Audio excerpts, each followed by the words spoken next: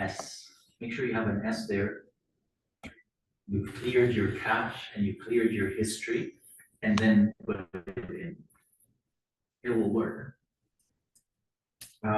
You put your username, the one you signed up with, and your password. And when you log in, you will see directly your courses. So what I'm about to see you is last year's. Tonight, God willing, all the new cohort for YMCP 26 will be up. But basically,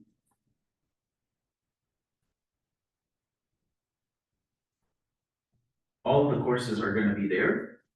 And you're assigned to these courses. They will open up one at a time. So if you open up, for example, counseling and pastoral peer adolescents, there are announcements here. So if there are any announcements, you'll see them there.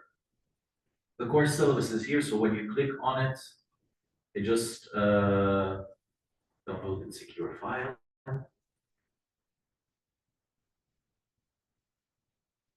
And it'll just bring up your syllabus for you.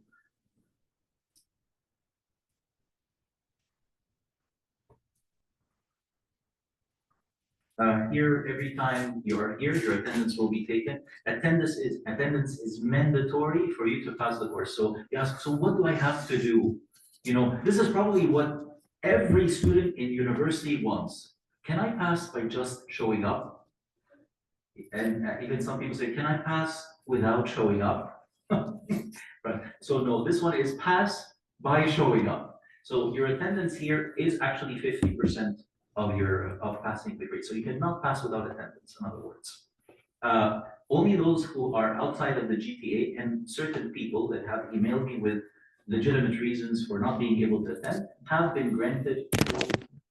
Have people in Calgary like can come, so that's okay. We have people in Edmonton, we have people in BC, we have people in the east end of Toronto, and so on. We have people in Buffalo, you know, people studying over there, and so they can't come. And they are granted to do this online, and their choice, they can be live with us, and if they do that, wonderful. If they do it asynchronously, they are blessed by having to write posts, which usually people, you know, don't like to do, especially if you have to reply to other people's posts. So, I don't know, it sounded punitive when I said it this way, but I don't mean it in a punitive way. The only way they can actually interact is through the posts. Whereas you here, you're going to interact in your groups, as you will see today. So in order to give them that experience of interaction, they get to do posts and reply to posts, and that interaction piece is taken care of. And then you get to do some case studies and small presentations in class. And so pretty much that is 50%. The other 50% is reading the book. How does reading the book work? Not through ChatGPT. You're not going to be able to do that, unfortunately, unless you are so smart and you can take that book and scan it. So I'm telling you how to do it. Scan it somewhere and provide ChatGPT with a PDF and let ChatGPT learn. But I tell you, ChatGPT already has the knowledge, but you don't. So what you're going to do with the books are pretty much enjoy reading them, because I'm not going to collect them from you. They're yours. All I need from you is an email at the end of every semester to Mimi, who is the student liaison person of the course, and also the one responsible for online students, is to send an email, say, with all honesty before the Lord, I pledge, and you can go like this too if you like, and I promise that I have read the books. And if you haven't read the books and done that, no problem. You've been upgraded to another ministry, but not youth ministry for sure. Anyways, so basically, an email from you or a note to me saying you've done the books is good enough for me, because we operate on an obviously an honesty level that you want to learn, and that's the other 50%. The exception, like I said, one or two courses where you have to do a write-up, but that's the apologetics adolescents is one of them. Any questions? Okay, so every week you'll find, you know, there is like first session, this was October 6th last year, where you will see to the slides that we used, There is the case study for discussion posts, and there are also the session recording. So this session is being recorded right now, and it is being available to people online, and it's also available to you if you'd like to review them again. And you can request that. Just go through it here and click on this one. Let me and in the room over here. Okay.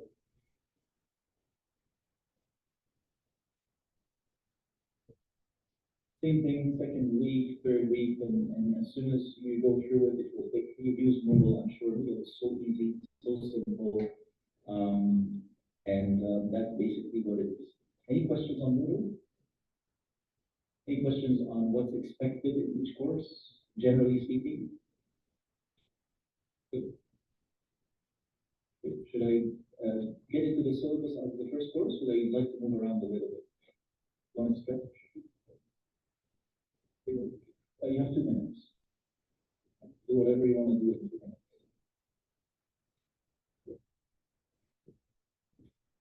So like 3:01 to resume. 2 minutes. Oh.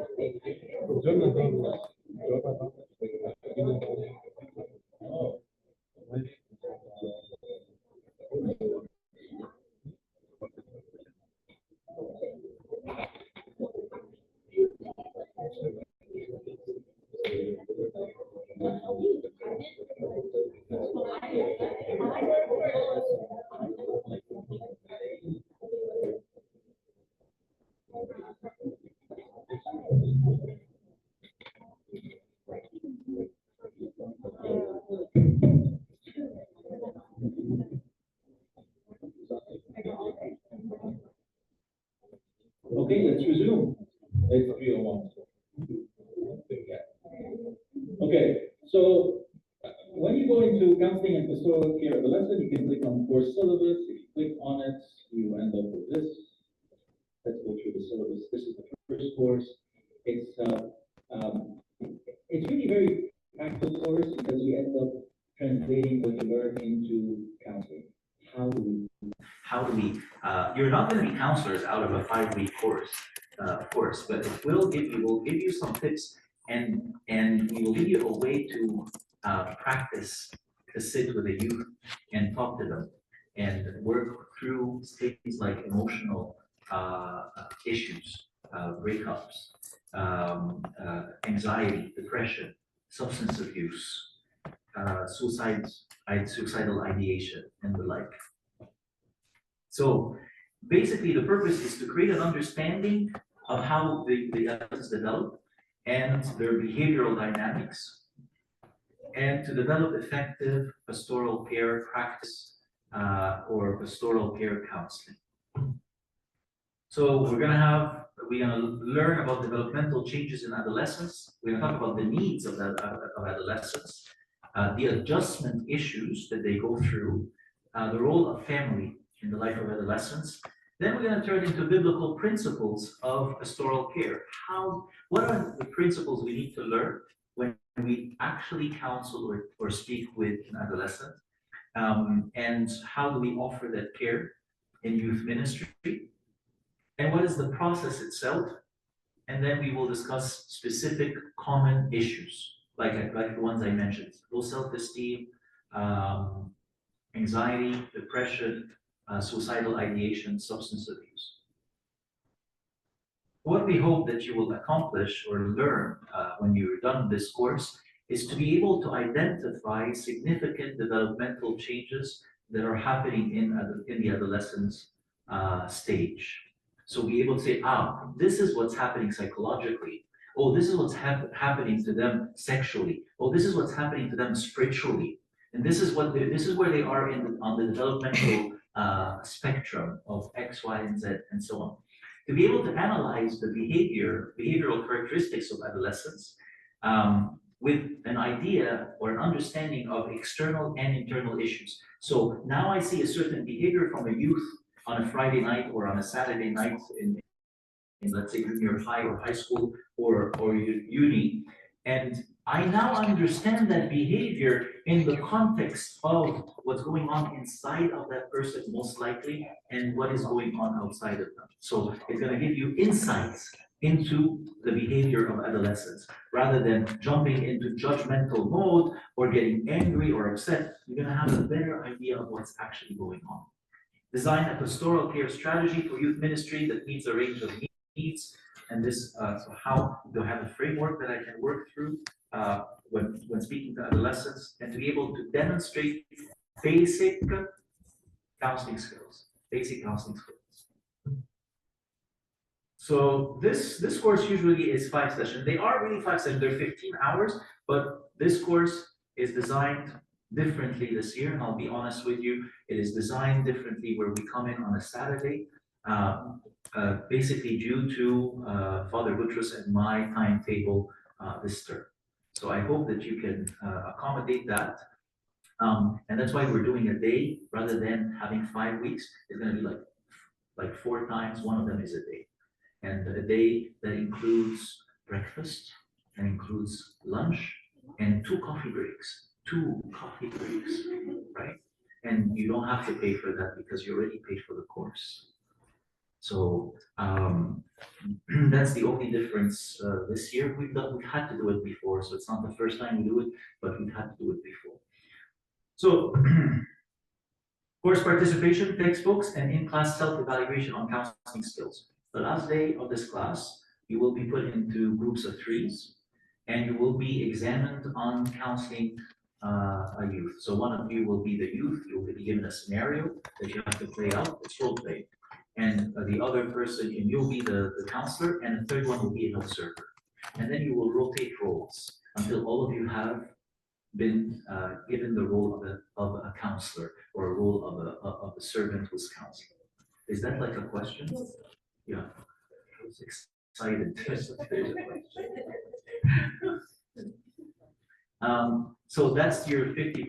50% your textbook, and 50% will be the discussion, the participation here, and including in that will be the way you will be evaluated in that last class, the last day, I should say, where you actually will be given scenarios that you will role play. Be nice to each other. Like, don't complicate matters. Just follow the scenario. You can use your imagination, but you hurt your friend, don't hurt you back. So, which isn't Christian. It's not very Christian. But again, the scenarios are well written, and they are quite common issues you will see in ministry. And then you get to apply the basic skills. You get to apply the basic skills and be evaluated on that. So in terms of like schedule, this is basically what's going on today. We did an introduction, and after that, I'm going to be speaking about social development of adolescents and faith and spiritual developments.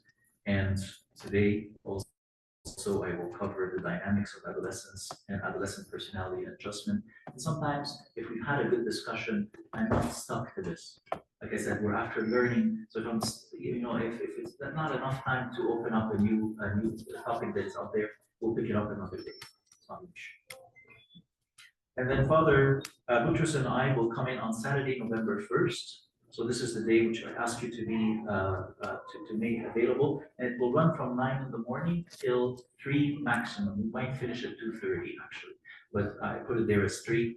And we're gonna go through sexual development of adolescents, emotional development, and then we'll teach you skills of effective pastoral care, cognitive and moral development. Then I come and speak to you about the model for counseling. What are the models of counseling? What are the frameworks for counseling? How does it start? Do we know how, like, what's the process of counseling? Start, work, terminate, and how we do that.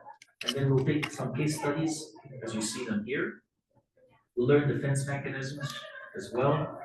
And then the Sunday after, so this is November 1st, this is November 2nd, there will be a regular class with Abuna Butros, continuing on part 2 of skills and practice skills demo. And then November 9th is the last day for this course, and it will run from 2 p.m. to 5 p.m. Okay, 2 to 5 instead of 3 to 6.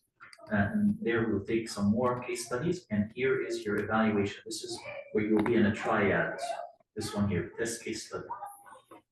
And then I come to close speaking about counseling the anxious adolescents, and I will show you a way that you can, in basic ways, assess and manage suicidal ideation in adolescents. This is actually a course that is offered in the community. I summarize it for you. The course is quite an expensive course, but I'll give you the basics of it, and then you can keep that in mind when an adolescent says, I want to kill myself, or I want to hurt myself, and then what to do. Then in syllabus you have assignment 1, class participation, and so you see you have till the end of November to finish your readings, and the class evaluation will happen on the 9th of November, and there is a blurb here on how to work in a triad, and you'll be given each 5 minutes to demonstrate the basic skills that you will be taught. And just a word on plagiarism and collusion, just in case you want to use ChatGPT, come, I'll tell you how to use it properly. There's a way, obviously, to use ChatGPT.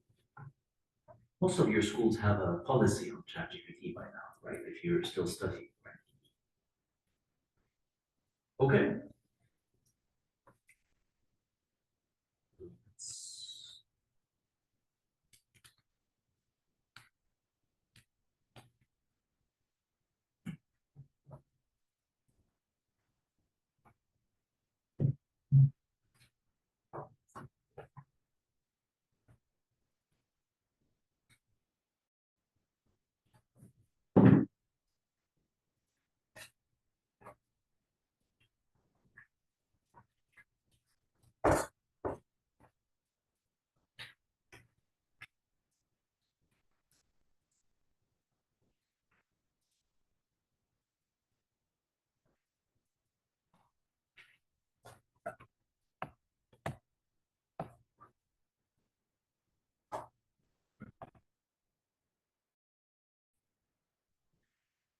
So today, the first thing we will start with, I said this course is teaches, and it has the pastoral or counseling part.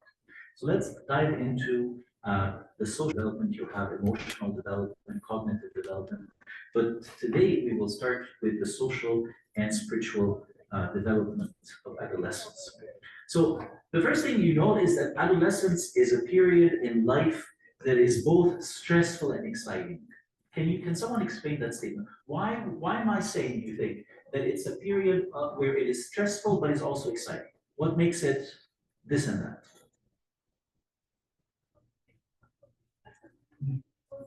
Our kids are growing up now, they have more freedom, they can go wherever they want on their own. Yes, so there's more freedom at that stage, they're able and capable of doing things. So that's exciting for them, stressful for you, Of course. or for That is others. stressful for them too, because Yes. they use public transport, And they're starting new things, yes, yeah. Although they sometimes don't show that anxiety, but it's happening. All you have to do is remember your adolescence and just how it felt, if you can have that memory. What else is making this, yeah? A lot of new things. Yeah, a lot of new things, externally and internally, right? Like there are changes that are happening to them, but also happening outside of them. Ask a grade 9 student, youth, or going into a new high school. and all that. It's new. Ask a student going to university first year and how that is. Yes. New ideas, new experiences, they have to do something about it, they have to think about it, some they have to choose, others they won't, and sometimes they'll choose something that will end up hurting them, or they'll choose something that will end up really advancing them, and it's all about trying and experimenting. Right.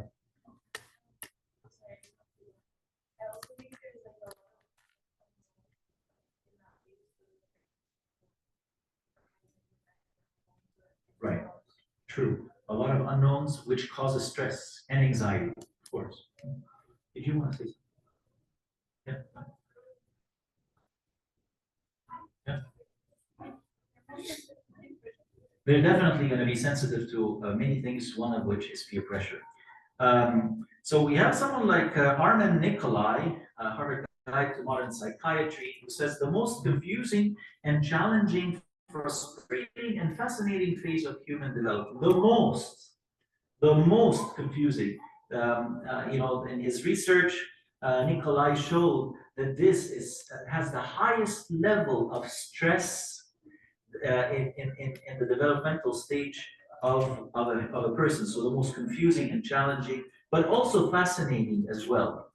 Look at your own adolescence, and you will realize that it was different than everyone else, even though there were similarities amongst generations, because again, adolescent experience depends on many things. So some of us we'll go through these stages, which we call the 3 periods of adolescence: pre-adolescence, middle adolescence, and post-adolescence. But some of us will go at them at a different rate.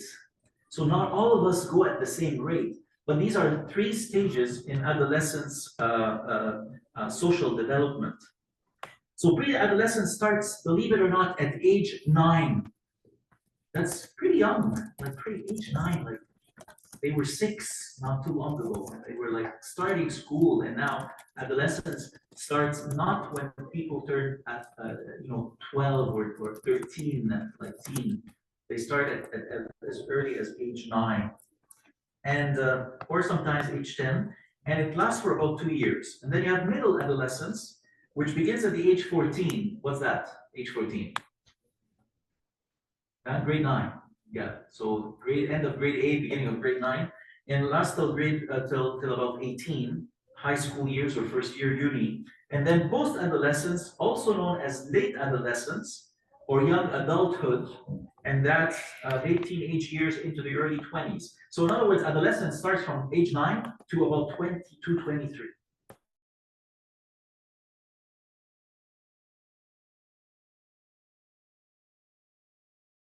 What would impact your experience as an adolescent that would make it different from someone else's adolescence? So when you look back and say, oh, my adolescent years, my youth years were good or were bad, versus someone says, what, yours was bad? Mine were like amazing.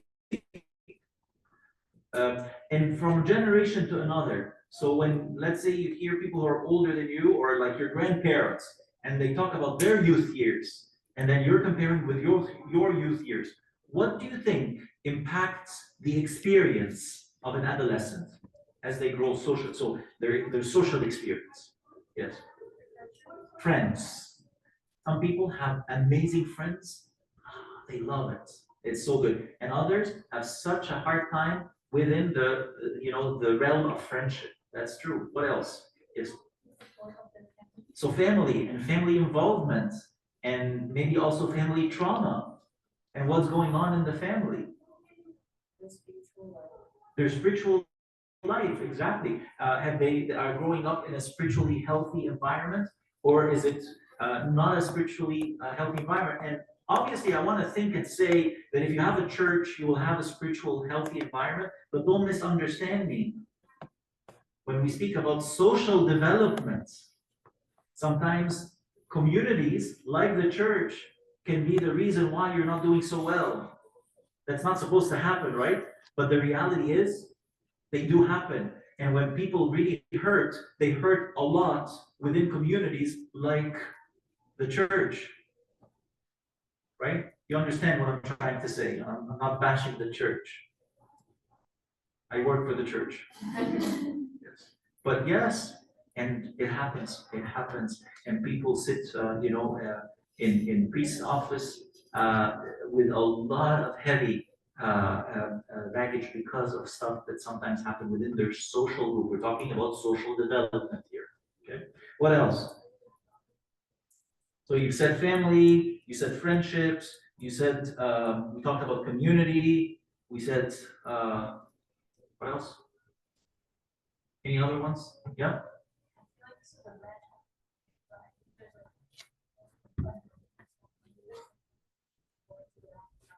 Oh, wrong crowd. So, like I said, this falls under the friendship piece or the connection with others, other peers, other like people within their immediate environment they spend time with. Yeah.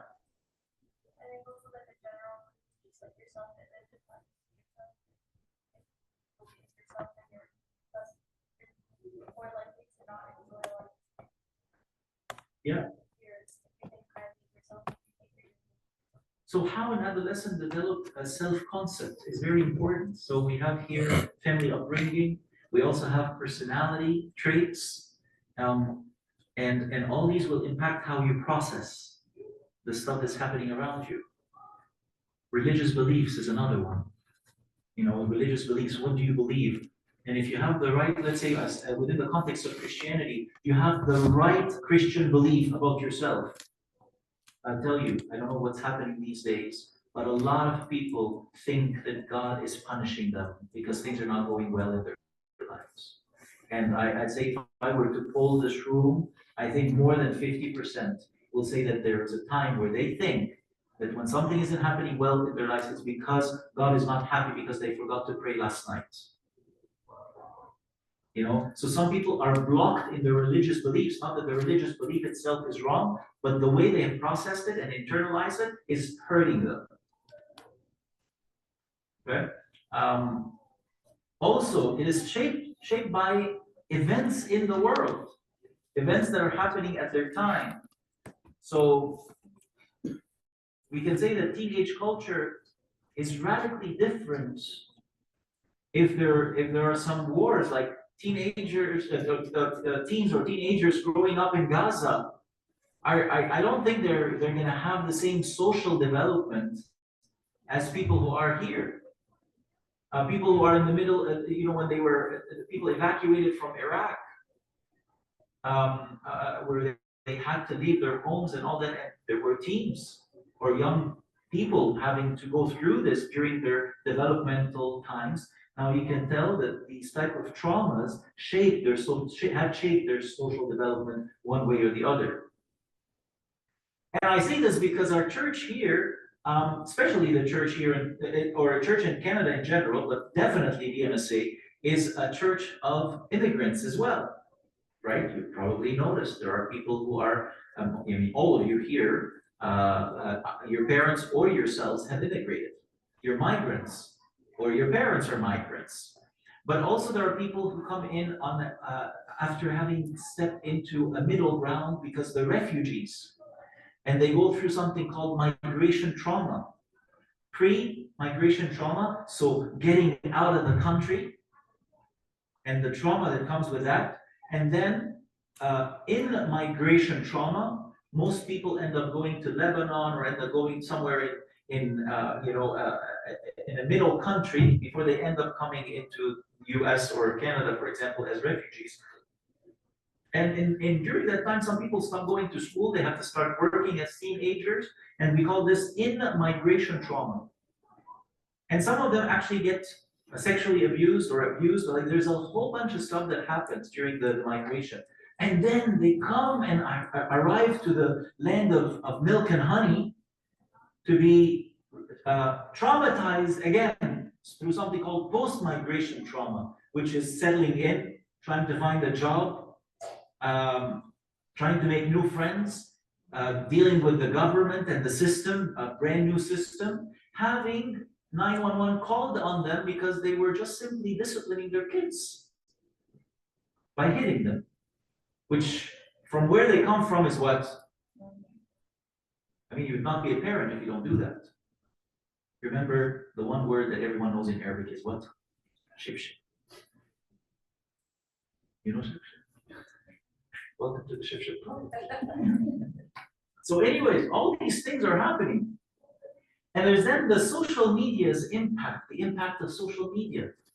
How many of you dealt, or some of you, how many of you dealt or worked with youth who, in their junior high years, were at home during COVID, and how social media has shaped a lot of their.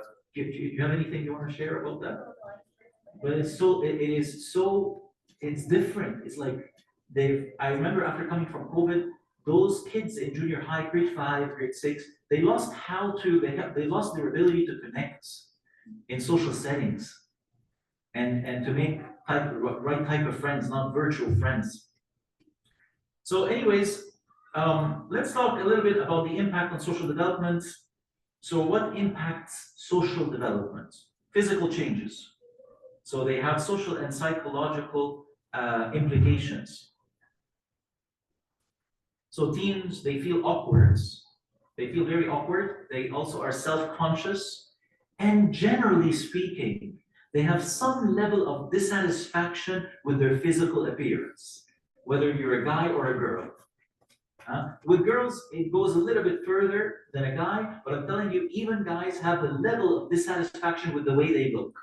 And peers in locker rooms, for example, at school, are sometimes commenting freely about their friends' physical appearance or comparing with each other.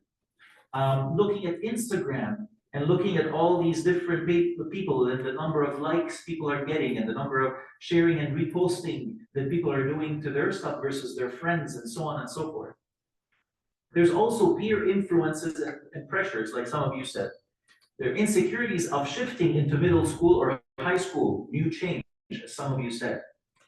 But also the development of close friendships, or just being able to have friends, and being called a popular person, or having someone who's got your back. They also enter into a phase called hero worship, where they do make certain people their heroes.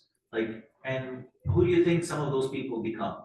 Like who become a hero to teenagers? Celebrities, yes. TikTokers, like people that are influencers, teachers, sometimes servants. And it's really not the teenage responsibility to hold the boundary. Whose responsibility is it to hold the proper boundary? The one who is on the higher end of the power differential, the servant, the teacher, right? And it's not unheard of, it's quite heard of that some teenagers they cross the boundaries, and even some adults cross the boundaries. That's why we have safety plans, we have safety policies and all that stuff. But also they have crushes on people of opposite sex and sometimes even of same sex. And they idealize some adults or some people, especially in the entertainment world. And all this indicates social adjustments is taking place during this time period.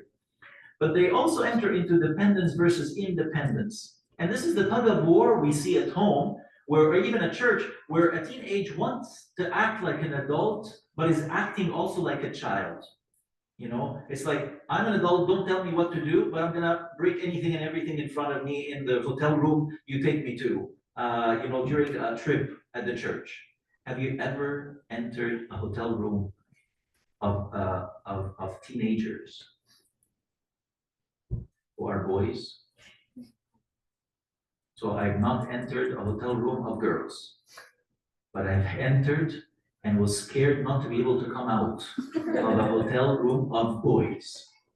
Okay? Everything is like all over the place. The lamp is on the floor. The lamp is on the floor. Why is the lamp on the floor? It's on the floor. Okay? And the towels have other uses than the usual use of a towel and all this, but then they want to be respected and they want to be, but that's part of them growing up. And some of you, a few years back, you may have been in their shoes,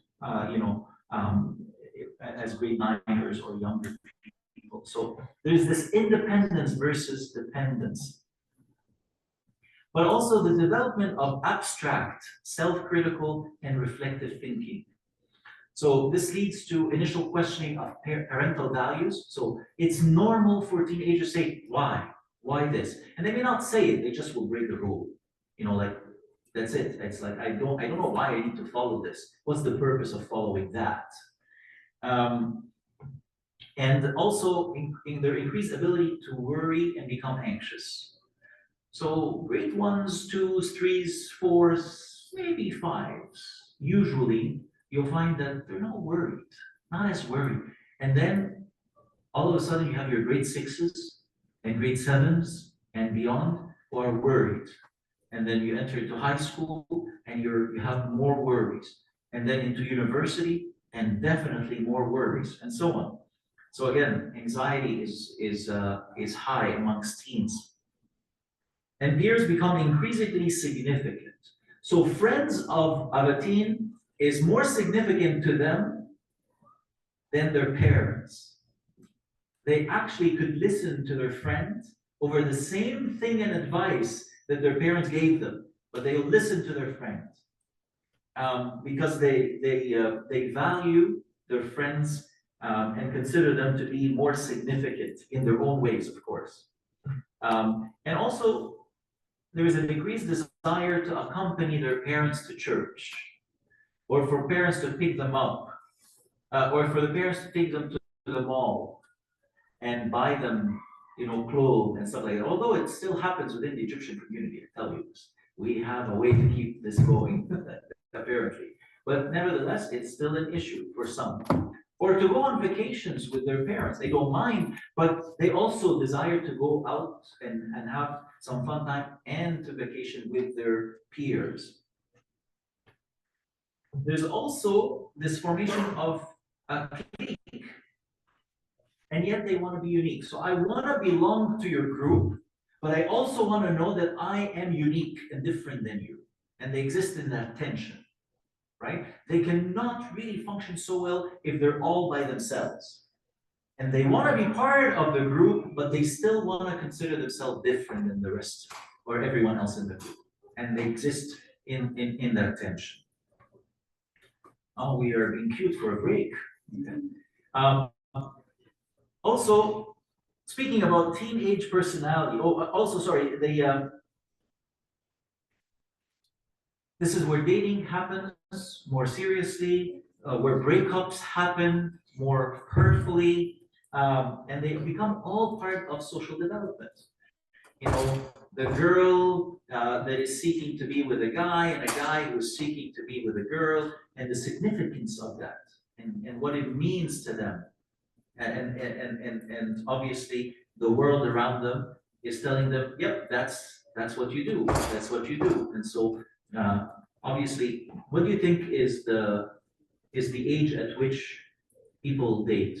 Not supposed to date, just date. So tell me the youngest age you've encountered. Grade 6. Going once? 16. Okay, that's the earliest. Yeah. We're not talking what's supposed to happen. I'm asking what you've encountered. What else? Yeah. Grade 5. Grade 4? Going twice? Okay, in this church, grade 2. I had one grade 2 couple. Grade 2. You're laughing. You're laughing, right? Grade 2 couple. Grade 2 couple. Like, she knows and I know that we're together in grade 2. Amazing, right? Eden, do you want to say something? Someone had their hands up? No? I had a question. At what point does it constitute an actual romantic relationship? You know what I mean? At what point is just a friendship? Yeah, friendship is good, but for them to say we are actually together and dating, that's what I meant by my encounter was the youngest was grade two. Yeah, yeah, of course they know the word. And so one case. Let's talk about teenage personalities. You can put the personalities. There are many different personality typologies. This is one simple one, which puts the teenagers in one of four categories. One is called the interactive personality, and the interactive personality teens are almost 50% of all teens. 50% of all teens are called interactive teens. They're highly personable, they're focused on relationships, they're sensitive to others, they live with a relaxed approach to problems and problem solving, and they tend in general to be hospitable and minimally influenced by stress. 50%. They're called interactives. The second type are called dynamos. About 25%, a quarter of your teen world, they fall under this personality called dynamos. They are aggressive, they're focused driven, they're above average in productivity and effective problem solvers. Sorry. They also can irritate others with their very high energy, their competitiveness, and their self-assurance. 25%. As I go through this, I hope you can remember which one you think you were. There are the stabilizers. The stabilizer teenager is about a fifth of adolescence, 1/5 of adolescence. They are marked by consistency, loyalty, being thorough and predictable, but they can also be rigid and lacking in creativity. And then the fourth type is called evaluators, and they are the smallest group of all the four personality groups. They like details and they insist on accuracy and completeness. They tend to be perfectionists who put high demands on themselves and on others.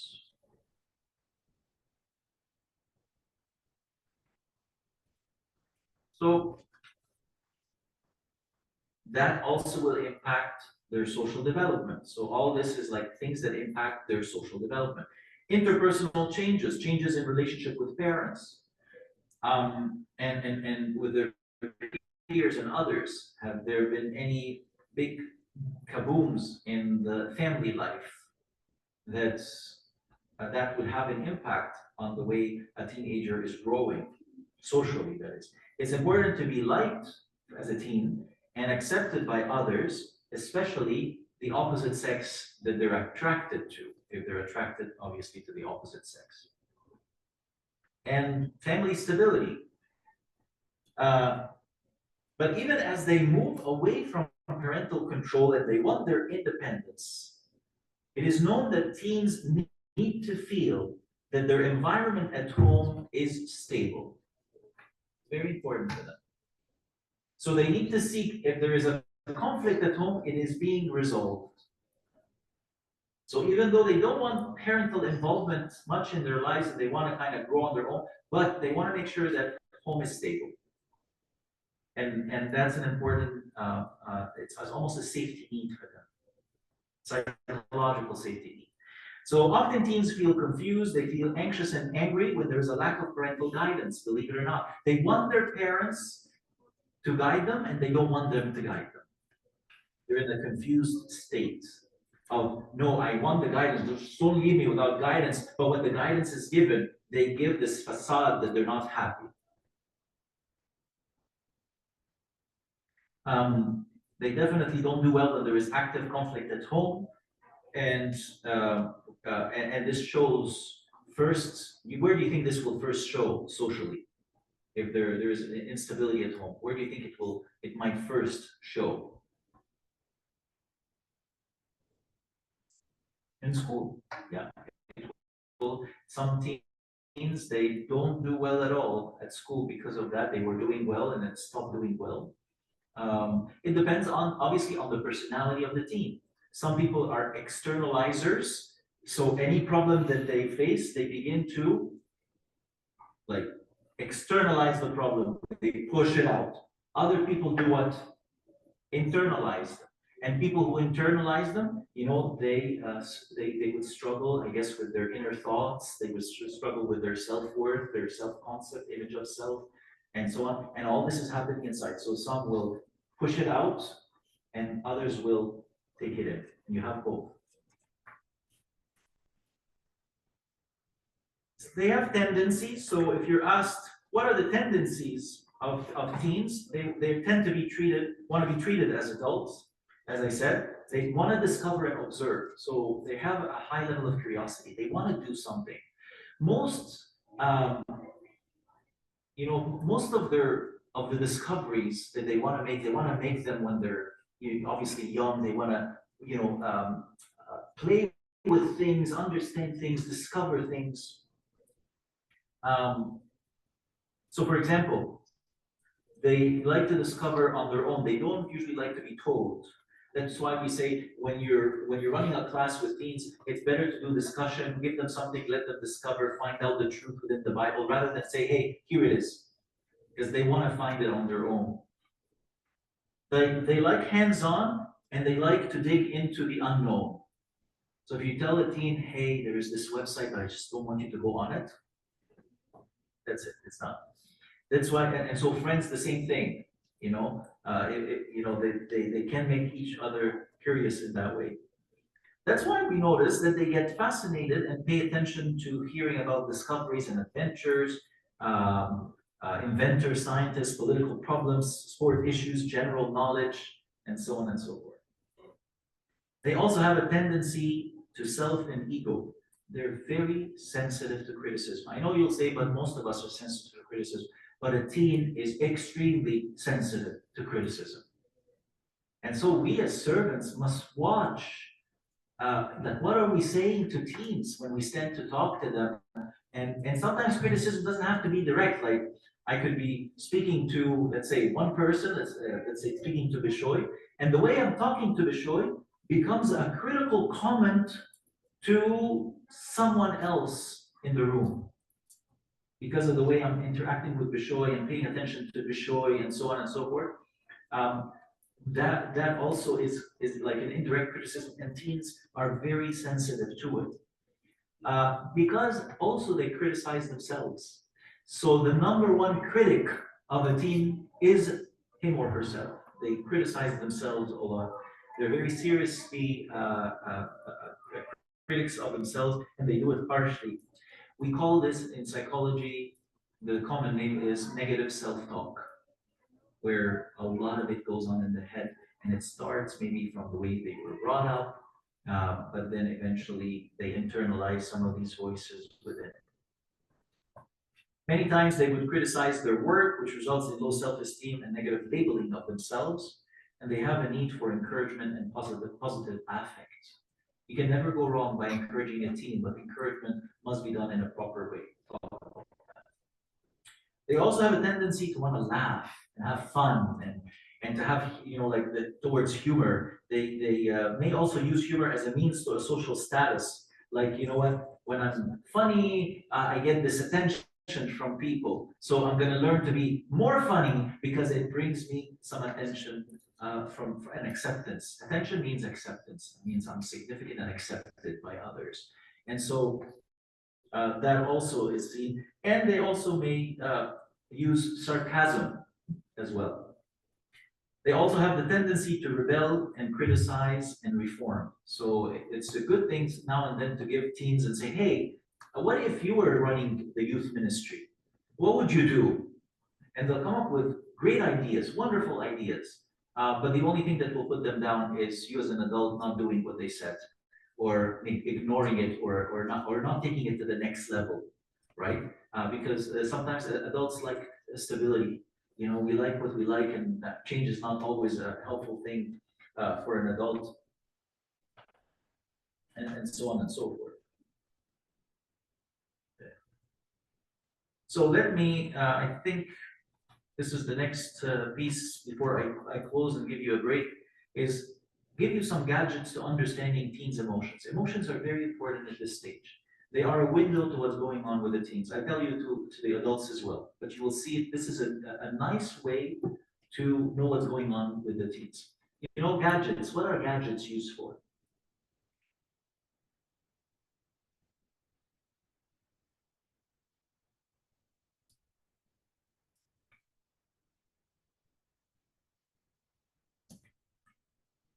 Let me ask the question differently. Gadgets in the car, what do they tell you? They tell you speed. Okay, what else do they tell you? So what's going on under the hood? Okay, that's basically what it is. So these gadgets are meant to help someone working with teens to know what's going on under the hood of a teenage. Okay, so anger. If you see anger, what is happening to the teenager? So the gadgets for anger starts going up when you're, let's say you meet a teen and they're at 120 on the scale, for example, or let's say scale 0 to 10, they're at a 9. What do you think is going on? In other words, what I'm asking is, what does anger tell you is going on inside? Yeah? So they're not in control. Yes?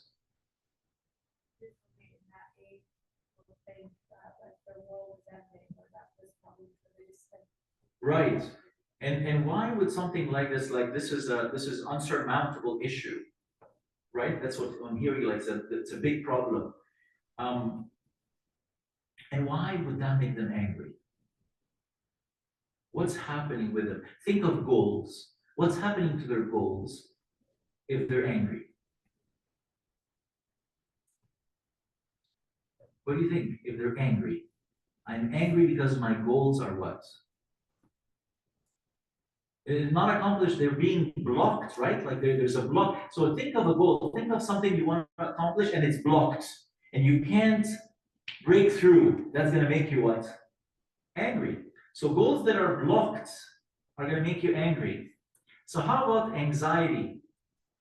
What if a teen is anxious, what's happening to their goals? Think of what's that? Exactly, they're uncertain. They don't know what's happening. Can I reach that goal or not? But see, that's the difference. When you see an angry teen, you can think, okay, maybe something is being blocked. When you see an anxious teen, you say, okay, maybe something is being what? Unknown or uncertain. And those will be like keys to open up and ask them questions that will help them, will draw them out to speak about their blockage versus their uncertainties. How about the next one? Those are the four main emotions. How about shame? What's happening to the block, to the goal? We said blocked. That means if you see anger, that means the goal is blocked. If you see uncertainty, if you see anxiety, that means the goal is uncertain. How about shame and guilt, but more than guilt, shame? Yes. Or didn't have Fail. Yes. Mimi, you wanted to say something. one of the online students is saying failure. Failure. That's very good. So we do feel like something is failing, so I feel ashamed. And the word failure, even just the word, jumping up and down in teenage heads, like shame, goals have failed. How about sadness? What's happening to the goal? When the goal is what will the teenage feel sad? Yeah? Unachievable, it sounds like yes, yeah, okay, unachievable. So no matter what, this is not going to be achievable, therefore, what happened to my goal? What happened to it? Yeah? It's not working anymore? You have an answer from online? Yes, it says not realistic, can't be achieved. Not realistic, cannot be achieved. Lost. We are sad when we lose something. And you all said it in different words, like, it's unachievable. I'm losing hope, in other words. So these become very important. Now, the level of emotions depend also on what is being affected. So here's another piece. So gadgets, anger, goal is blocked. Anxiety, goal is uncertain. Something is uncertain. Shame, there's some failure of a sort. Sadness, there is some loss of a sort. Now, the level of these emotions, how much, why am I angry at 6 out of 10 versus 9 or versus 2? So the intensity, in other words, of these emotions depend on what is being affected, what type of goals. So when goals and intentions are being affected, when goals and intentions are being affected, you get a mild emotion. But when values and expectations are being affected, you get moderate emotions. When need and sense of worth is being affected, you get maximum intensity. I'll say this again. Again, it's another way for you as people who will work and serve youth to understand, okay, this is, the intensity is not that high. Most likely it's a goal and some intentions are being impacted, whether it be blocked or failed, or so goals and intentions. But if you go to values and expectations, you get a moderately higher emotion. But if you get a need, something they need, or a sense of worth that is being impacted, you will get a very high emotional reading on the gadgets. Do you have a question on that?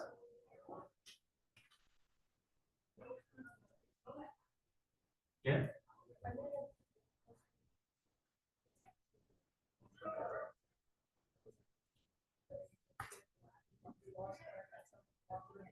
Yeah, I mean, you can imagine that if a teenage, let's say, for example, they apply to uh, uh,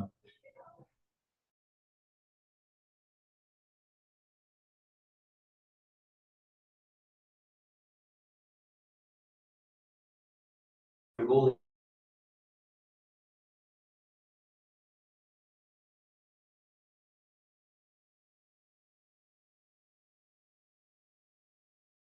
they feel sad.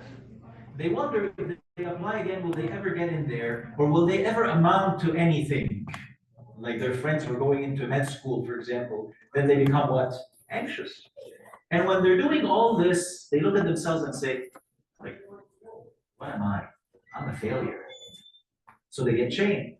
So yes, you can enjoy all these. Yeah. Okay, now we take a break for 15 minutes. So 4:05, we come back here and we do spiritual development. Let's take a break. Their coffee and their Gigi is one of the servants with us right there, and she is always the one who brings us the wonderful, wonderful gifts.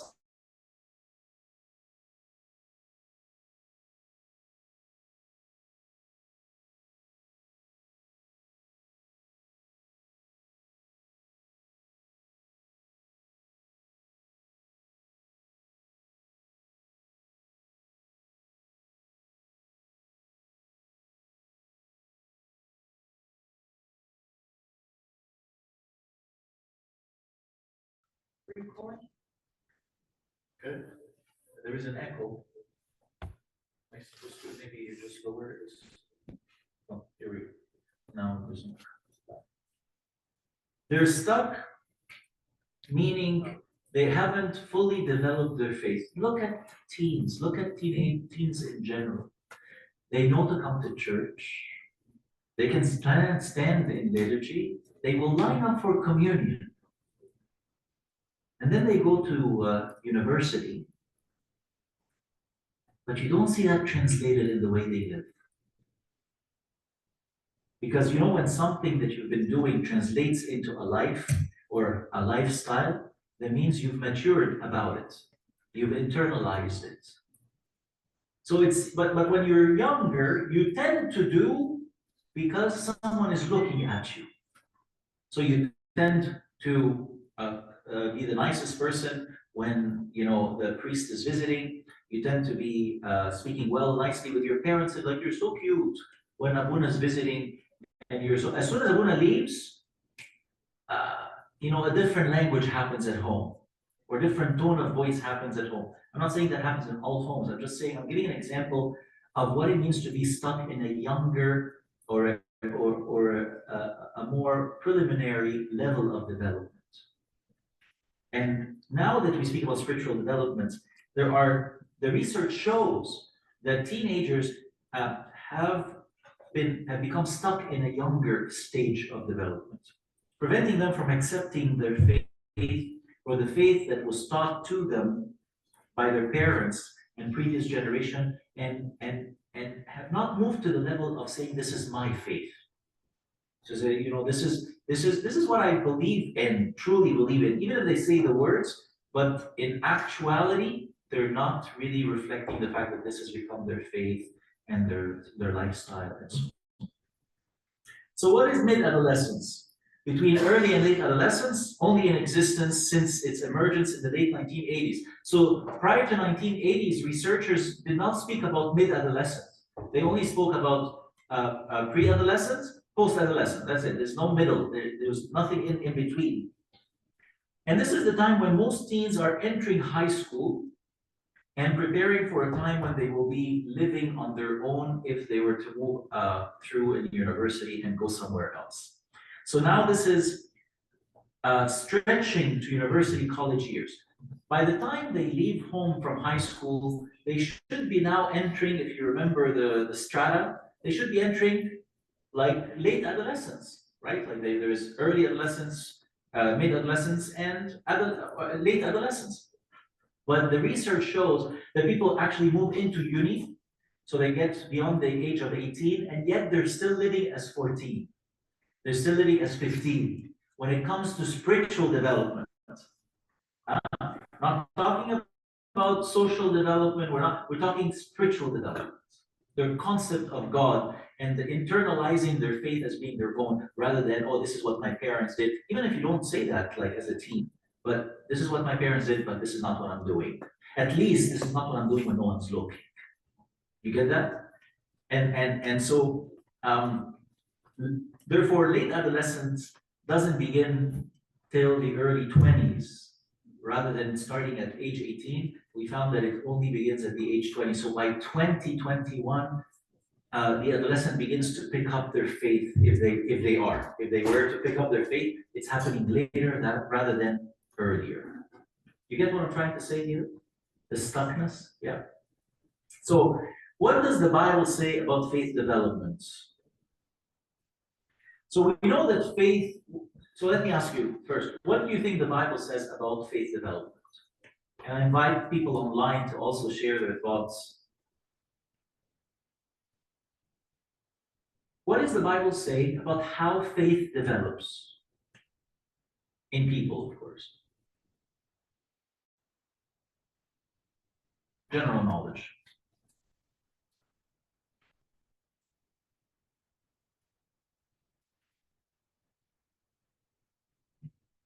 Tough question. Like Paul says, that like people normally start with like milk and then they move on to baby food and then you don't really give them solid food up until they're able to actually like digest baby food. Right.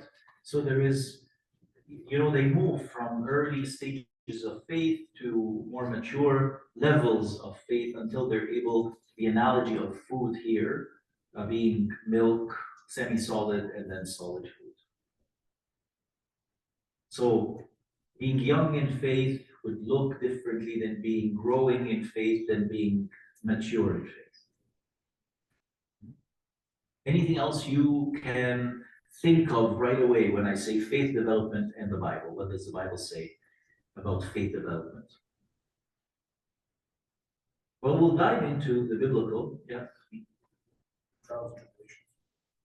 Through trials and tribulations. So something happens external to the individual that becomes critical in how that faith develops. And the Bible says it is through trials and tribulations that actually faith becomes solid. That's quite biblical. Faith is, when we know one thing, we know one thing from the stories in the Bible. What do we know about faith development when you look at the story in the Old Testament of Eli? You know Eli? Not Elijah, not Elisha, Eli. Who's Eli? These are priests in the Old Testament. In the priest in the Old Testament at the time of The time before Saul. Saul, yes, and the time of the next prophet by the name of Samuel. So what do we notice? What do we notice about Eli and Samuel and their children? One of the online students is saying trust in God. They trust in God, yes, but we're talking about the development of faith. So when I look at the story of Eli and Samuel and their children, and the status of faith and spirituality of Eli, Samuel, versus their children, what does this tell us? What is the Bible saying here?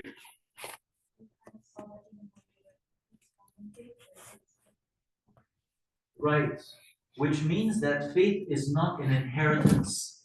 You don't inherit faith. Faith has to actually be formed within you. So, you know, like inheritance from your parents, you don't do anything about it, you just receive it. And it becomes yours. But faith never becomes yours as a teen by virtue of your parents having faith. You would expect it, but that's not the case. And a very good example is Eli, and not only Eli, like Eli, he did not control his children. But who grew up under the hand of Eli and became the next prophet and priest? Samuel. You would imagine that Samuel is going to teach his children somehow differently than Eli did, because he had the experience of Eli. But we find that Samuel's children also did not have the faith that Samuel had. So I want to divide you into 3 groups. So in those 3 groups, I'll divide you first, then I'll tell you what you need to do so you can just take notes once. So if we can start counting maybe from here, and we'll go like this, like a zigzag, and then from Mina, and then the row like that. And count 1, 2, 3, and remember your number. People have the tendency to count and forget their number. So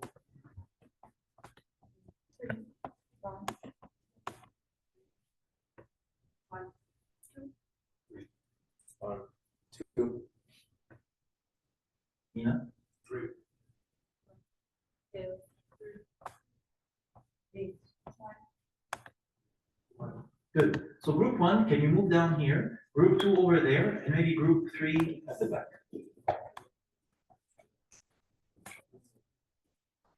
Mina got like out of the topic.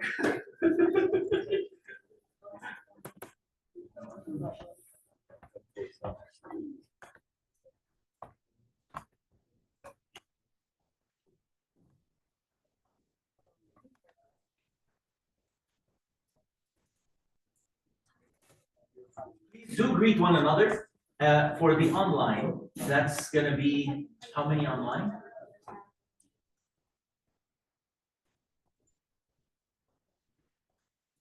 7. So they can be one group. So we'll give them to be group 1. So where's group 1? Group 1 over here. You also have a parallel group online. They're group 1 as well. So you'll be sharing some at the end when you discuss with everyone and tell everyone your findings. You're going to be sharing yours, and then group 1 online will share theirs, and then we'll move to group 2 and then group 3. So the first thing I want you to do is greet one another in the group after I'm done, and kind of introduce quickly yourself, who you are, what service you're in, and just quickly, just if you want, what made you interested in this, in the YMCP, and then start the work. Group 1, your passage is Deuteronomy chapter 6. Specifically, Deuteronomy chapter 6, starting from verse 4 to verse 9. Okay. But focus on verses 7 to 9. But it's Deuteronomy chapter 6, verse 4 to 9. Group 2, yours is Psalm 78. So Psalm 78, that's the passage. And group 3, your passage is going to be Hebrews chapter 11, verse 29 to chapter 12, verse 8. And it's so important that you start in chapter 11, 29, and then move into chapter 12 in Hebrews, verse 8, all that passage. So what I want from you is I want you to find out from this passage the following. What is the setting? So what is the setting in this passage? Is it a sermon? What are people doing when this passage is it speaking to them while they are praying, sitting, talking, building, being persecuting, being on a mission? Like, what is the setting of the people receiving the passage? So the setting of those people? Second, what do you notice the passage is saying about key strategies or ways, key ways to develop faith in young people? In young people, one of the two. So very important. What is the setting? And then the next thing is, what are the key strategies or ways that are being suggested in the passage in order to develop faith? Because again, what are we talking about? How as servants can we be catalysts of developing strong faith in young people? So what is this passage that you've been assigned saying about these strategies? And thirdly, what is being defined as faith? So, in other words, what is the definition of faith according to your passage?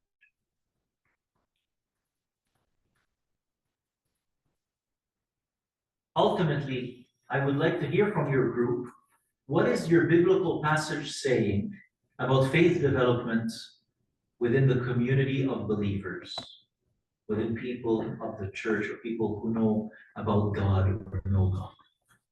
You're answering the question, how does faith develop to become a mature faith and a strong faith and a lasting faith and a sustainable faith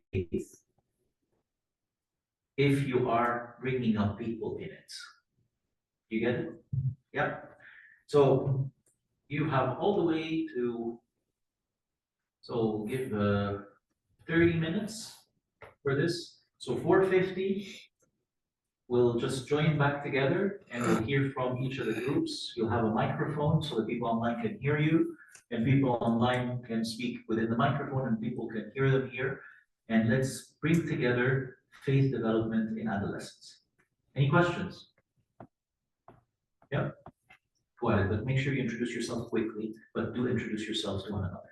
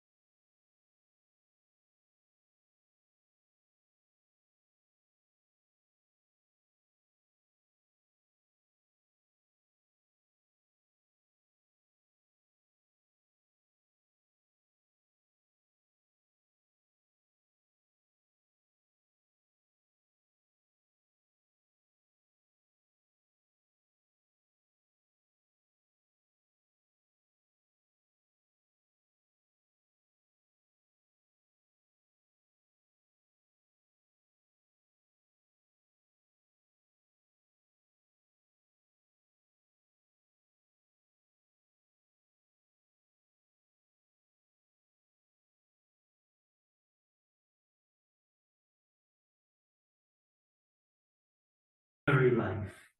Not perfect, but a life that is heavenward, that is, that has the direction of spiritual maturity. So audible and visual teachings, yes.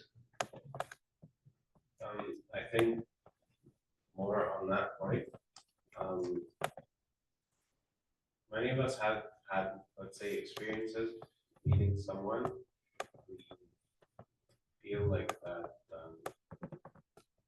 where you almost experience from just, let's say, a few minutes with them, you experience like a level of peace, calmness, stillness, whatever, and that inspires you.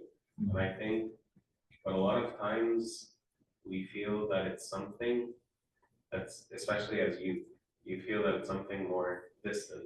Oh, like this person's a monk, this person's whatever. Like, but a lot of times we learn, like that's something that influences us, but even more so, it's the servants who are practically in front of us, who live, like who are a few years ahead of us in life, and their life seems practical to us, and we can take their example.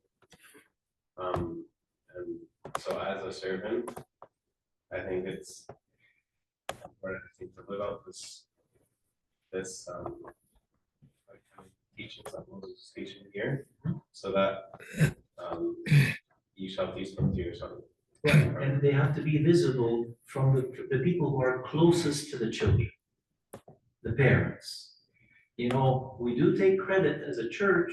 You take credit, we are the church, right? Like we are the church, but the church has two parts when it comes to children spiritual development: home church and like this church, right? Like I don't know what to call this church, like communal church and home church. So sometimes sometimes you wonder like what has happened at home, because that is so critical. The first, 5 years of one's life are pretty much, or 6 years of one's life are spent very much at home, where a person would be soaked in that spirituality, and the seed of spirituality is being implanted. And that's why, when a person goes far from God, but they have been well seeded in terms of spirituality, you know that they will come back.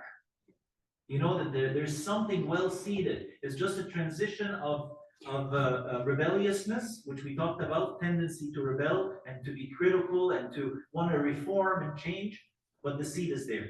When the seed is not there, either because of trauma in the family or because the family didn't pay attention to what Moses is saying here, and the family neglected to seed that initial foundation, then you have, it's not an impossibility, but it's just hard later. Right? Good points. Okay.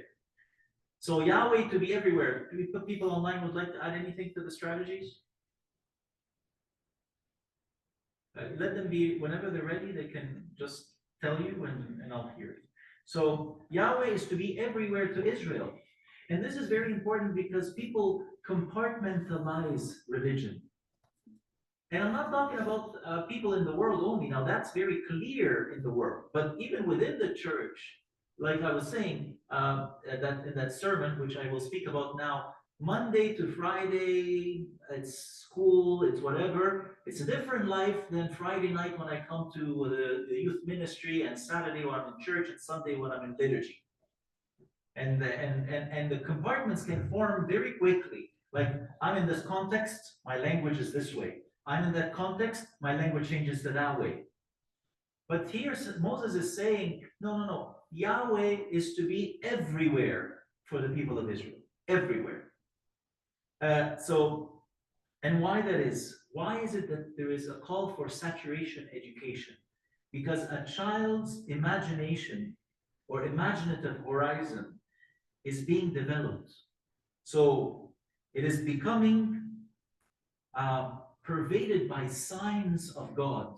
God cannot be seen, but can be related to and connected to through what? Symbols and signs and things we touch. Why is it different to enter a church where there are icons versus a church where no icons? right? Like, why did the church even, why did Christians even consider icons to start?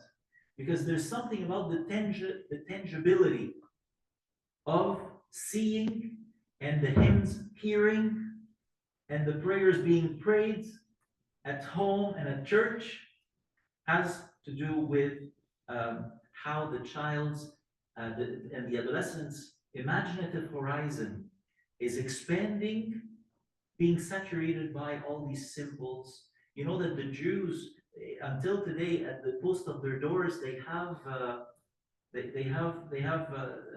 the commandments at the doors. Have you ever been into a Jewish establishment in Toronto? Or they have these things at the door where before they enter the door, they must kiss them and then they go in. The whole idea was what? Just remember the Lord your God everywhere. So, any other strategies? This was pretty good. I think like one thing which was like, sorry, one other thing is like reminding yourself of your experiences with God, which like might be a little bit harder for the youth, but even here in the verse, like when Moses tells them, it's like he says when the Lord brought you out of Egypt, right? So he like made it personal to them, and how like they experienced God once, that like you were in slavery for like so many years, and like God brought you out, and you were in the desert for 40 years, but God has now brought you to the promised land. And it's just like keeping those experiences in mind, and like having that help you develop your faith, because you're now believing in something that you have truly experienced. Right. And this is another strategy. Youth who are taught by words will not develop a strong faith, but youth who are given opportunities for hands-on experience of God in the field of their lives will. And we know that. How do we know that? What is our experience in the church here or in churches around us about field experience versus class experience?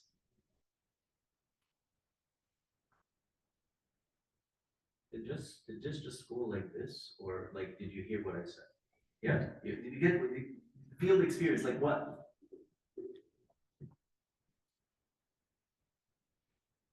Our experience, what work and exams, how about save us from mistakes. Right. Noticing and helping youth maybe initially won't notice on their own. They need some guidance to help them notice. And how do parents sometimes do this? I don't want them to overdo it, but how do they do this? Nashkur Rabbina. Like, thank God. You know what? This seems like, honestly, this is God's plan. Hopefully we're not overdoing it because we can hurt people with it. You know, you can hurt someone with it. Someone, for example, going into a certain school that they don't like and say, no, but it's God's will. You got the acceptance. So you must go. And then the person goes, hates their lives, and then begins to hate, to really think and hate the fact that, does God really want this for me? So we have to be careful with that, right? It has to be really authentic, and it has to be in the sense like, you know what? Are you connecting? Is God giving you peace for this? But we connect even the day-to-day life to what? To the work of God, the sovereignty of God over everything in our lives. Nothing actually happens haphazardly for a Christian, or for in the world in general. Nothing happens haphazardly. And for a Christian, everything happens with God's providence and plan. Right? So, again, Father Matthew the Poor, Abba Matthew the Poor, if you know him, he has written some books that we have in our library. He was an ascetic monk, an abbot of St. Macarius' monastery, and passed away and departed in peace a few years ago.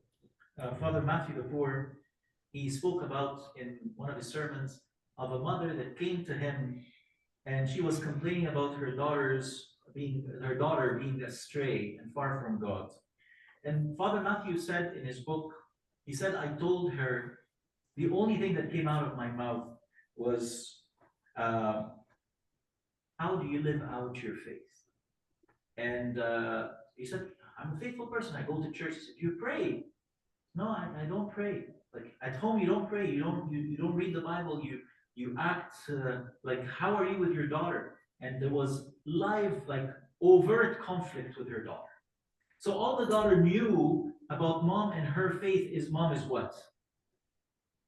Mom is negative, mom is critical, mom doesn't like me, mom doesn't love me, mom always has issues with me, conflict. So Father Matthew the Poor said to her, I want you to forget about your daughter. I want you to go and learn how to be a faithful woman yourself. And the woman was taken by that. He said, it seemed like it upset her that I said that. And then he said, I told her, go have regular prayers for yourself. Go and open the Bible. When's the last time you opened the Bible? And she said, I don't really regularly read the Bible. I just know it. I know it from the church. And said, no. Go and take care of your spiritual life first. And the mother reported back when she came later, he forgot about the whole thing. When she came back, she said she came back with her daughter to the monastery. And she said to him, Abuna, I went and I really did not like what you said, but I had nothing to lose because I was losing my daughter anyways. So I started to care for my own life. And I started to live out the experience of faith. And I did not talk to my daughter. And one day, she saw me go regularly into this prayer room. And one day she came and said, and she was crying. She had such a big issue in her life. And she came and she said, Mom, you seem to be praying more often now. And I see you pray. Could you please pray for me? Because I'm going through such a hard time. And from there, things changed for her. She saw Mom change. We as servants, we do not preach out of paper. We do not preach out of a sermon that we write and we do well with. We preach from who we are with Christ. That's the most impact that you will have on youth, is caring for your own spiritual life. This is what Deuteronomy is saying. You elders, you must live an example because you're so close to your children. You must live as an example of a living faith amongst them, and they will learn. But also when you do that, make sure you saturate them with these symbols, not overbearing symbols, but everywhere. There's a cross, there's an icon, there's a hymn, there is a sermon, there's a spiritual outing, there is a retreat, and then I go back to my question to you, where do we see the field experience here? I'll tell you. We get people who come in on Friday night, or let's say high school ministry. Don't misunderstand me, I think high school ministry on Friday night is effective. But I'm going to tell you this, it does not change lives the way a mission trip does. It does not change the life of people like a retreat does. What happens on retreats? What happens like in a mission? The youth themselves, they get to live out what they've been taught. What do you think? What do you think is going to happen in a youth group if I'm leading the prayer and then I say, and I finish the prayer, Kalash youth group, here. And I say to you, and I come to you, and I go like this. So we almost done the prayer, and then I go, what's going to happen? Anxiety. Anxiety. Why? Anxiety. I'm not thinking prayer. I'm not thinking prayer. Because prayer is what? It's connection with God. What am I thinking? Performance. People around me and me. Is that prayer? It's not prayer. Prayer is me with God, right? I'm praying. So in the youth group, we would say, guys, if anyone would like to pray, and then we would send the coordinators and servants with a mic and say, hey, pray, pray, no, pray. And then I take the first group to Kenya. And in the middle of the market, they're asked to pray, and they cannot say no. So they started praying, and every time we go anywhere, we form a circle and we begin to pray randomly. We come back here, and I wanted to experiment. So I went and I prayed that day. I don't usually pray the opening service. And I said, if anyone would like to come up to pray, let them come. The mic is in the center. I had 4 or 5 people come to pray, all from Kenya. You see the difference here? They've experienced something. They crossed a certain barrier. They know that when they pray, they're talking to God. They're not afraid to do it here anymore. That's when they get the experience. Very good. Any comments? Do you have questions for group 1? Online people? They have anything to add? They'd like to add anything, we'd love to hear from them, yes, of course, we'd love to hear.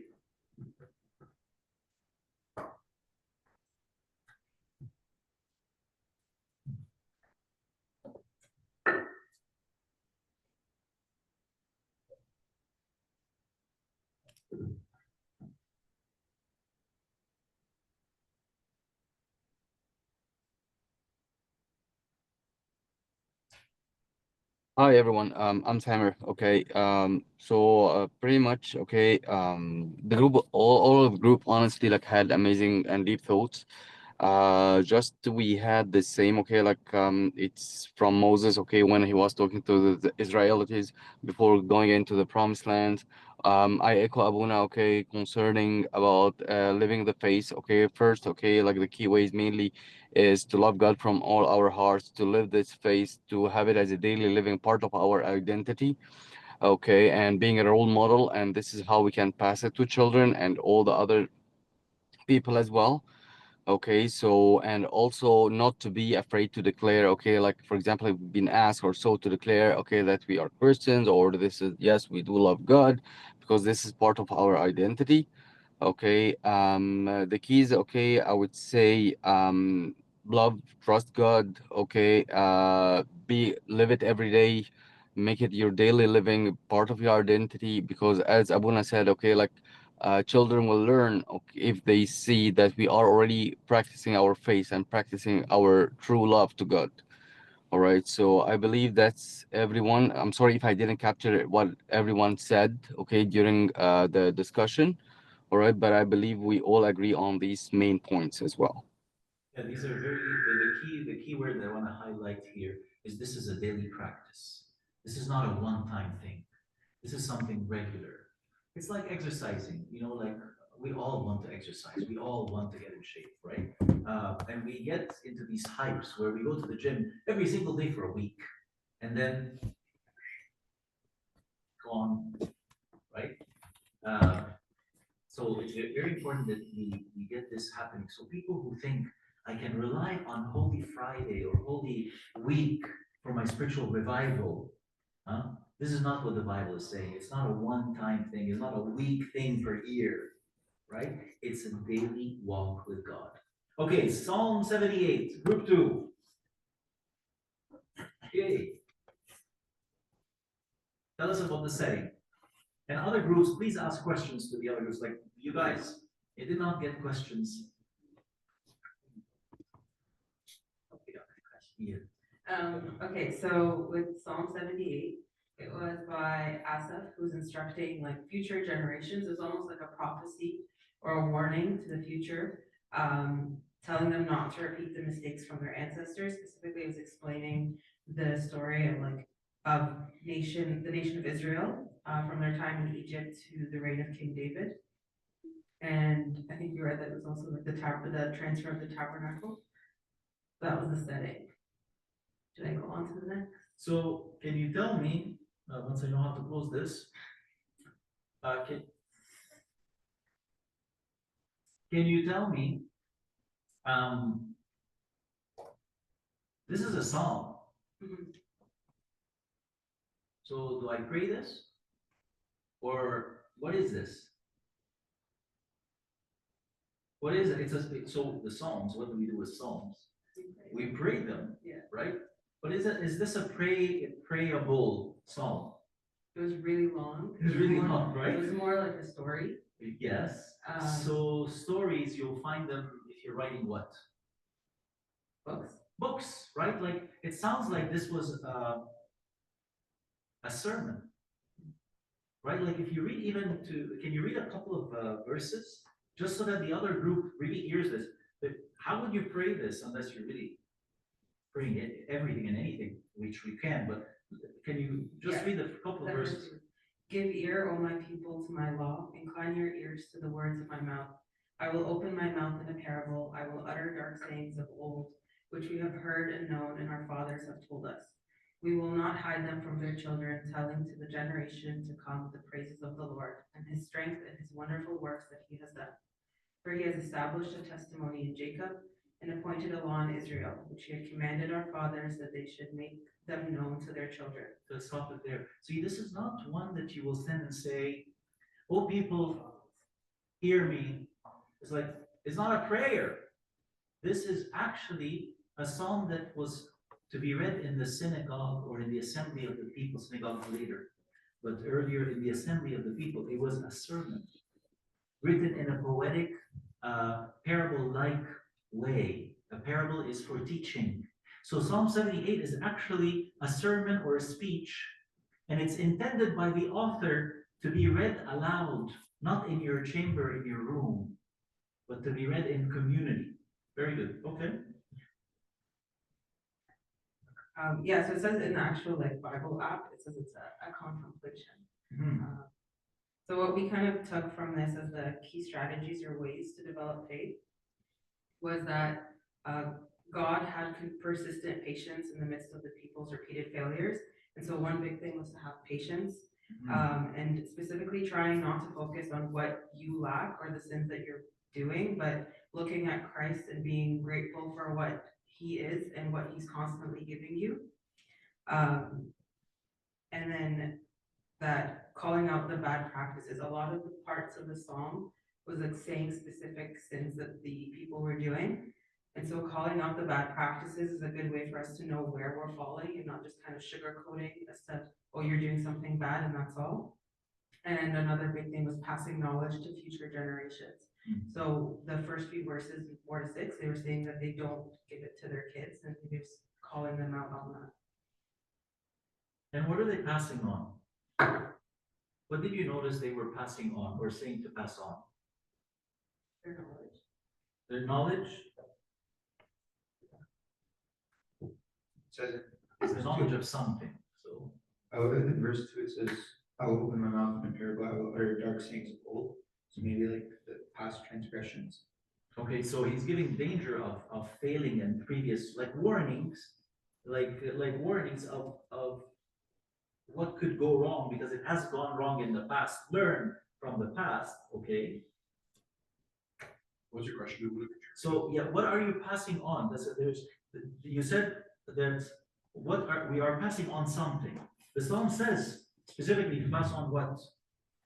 So the author is one of the chief musicians of David, as I understand. Yeah. Post Exodus Israel. Mhm. So it's in a very prosperous time. Mhm. So there's no threat from without. Mhm. It's a very peaceful time within the region. Mhm. So he's saying essentially, he goes through all the ways the Israelites have failed. So essentially he's saying, like, God has brought us through so many trials and tribulations. He's trying to tell them, don't forget the character of God. Don't forget who God is. He's basically alluding to the fact that he's got us this far. He's not just going to leave it now. You're saying it. And it's at a time where, like, because he sees no trials and tribulations, people are like growing spiritually dull. Like they're less, like when they're in trouble, like, God, please help us. Yes. We need you. But now that things are going well, they're very calm. What has God done? What has God done? That's what you're saying, right? This is what the psalm is saying, pass on, is what you said, but I just want to highlight it. Pass on God's action with his people. What has God done? Like you said, now it's a prosperous, quiet time. How did we get here? Right? So to pass on God's action with his people, God's might, God's wonders, right? And this is very important because if we do not teach by example and also teach to live a life of gratitude, our faith will not develop. I want you to give it a try. 1 week, 1 week. Every single time you speak to God, all you say is thank you for specific things. Just try it and see how that week will turn out for you, faith-wise. There is power in gratitude. There is power in remembering God's previous actions with us. Good. So he said, something old speaks to something new. Obligations and danger of failing. Passing on from ancestors to us and from us to you. You know, this is such an important thing that Asaph is doing. It says, our ancestors gave us this, and now we are giving it to our children. And our children are to give it to their children. From generation to generation. Something authentic and dynamic. You know, when you go to Egypt, Where do your parents usually, if you go to Egypt, where do they usually take you besides Sahel and Gona? Yeah, monasteries, right? And most likely, you may not actually end up in the Sahel, but you'll end up in Gona. No, just kidding. You'll end up where? In a monastery. And what do you get to see in the monastery? You get to touch things that have been there for 1600 years. Christianity at its very beginning, you touch the relics of saints in the early centuries. You know, I wonder, how do we connect our youth here to this history? It's a live history. When they come and they probably don't even recognize the relics in the church. And when you go to the monastery and you look at the walls and you look at the icons and you look at, and they go back to the 4th century, 3rd century, 4th century, some of the stuff, 4th century mainly. So something about the authenticity of our faith that creates a dynamic of spiritual and faith development. Okay, so there is an experience of faith, God's action. Anything else you noticed he spoke about? He spoke about God's action, so you're to pass on God's actions. That's called experience. When you talk to adolescents and help them see God, how they experience God in their lives, that's very strong. And so if you give a talk to adolescents and you don't make it relevant to what's going on in their lives today and get them to see God in what you're saying, you're giving a very dry talk. And it's a nice talk, maybe. It has some good stories, but did the adolescent really interact and engage with what you said? They will only do that if you ask them. So what does this look like in let's say, your last week? When we talk about this, if I were to ask you now, how have you experienced God in the last week? Would you be able to share something like that? Have you experienced God in the last week? Have you experienced God's mighty hand and his actions in your life, in your career, in your studies, in your relationships? You know, you get someone says, you know, unbelievable thing just happened to me this week with such and such person, and I saw God in this, and I saw God in his actions in this. And to help people become conscious of that, because I'm going to tell you this. I could ask you this question and you draw a blank. Because you haven't trained yourself to see. And it's not that it's not there. You just still need to train yourself to do what? To see. And we keep saying in the liturgy several times, blessed are those who have seen, blessed are those who have heard. Right? So it is so important that we as servants are trained to see God's hand, his actions. But there's something else that is being passed on. What did he say pass on what?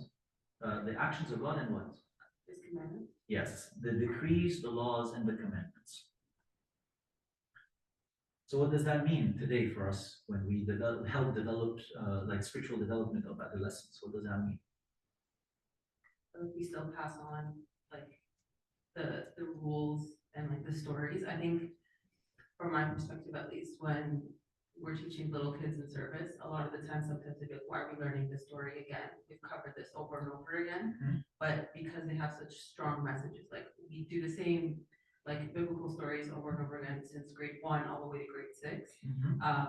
But then now looking back as a servant, I'm like, well, those are the stories that have stuck with me from when I was a kid. And so that's what helps me through those hard times. So if we're just constantly passing on those stories and seeing where God has helped them in the biblical stories, we can see where we can act. What you said is true and good, but I will draw your attention that you moved from decree, law, and commandments to stories and experience. You notice that? Yes, stories and experience, I agree 100%. That's what we covered and highlighted them again. But how about decrees, laws, and commandments? Because that's the second thing that they're asked to pass on. So how is it that we pass on laws, decrees, and commandments? Like in verse 1, the author starts off by saying, "Give ear, O my people, to my law." So here he's emphasis, like usually, like as a kid, we think like, oh, like God is telling us to do this, God is trying to restrict us so much. But here he's not saying to God's law or to the commandments that God gave him, he called it his own. So I think one of the strategies for like child spiritual development would be to try to emphasize that like God gave us these laws out of love because it's the right way to live. So then they can make it like he's saying their own law.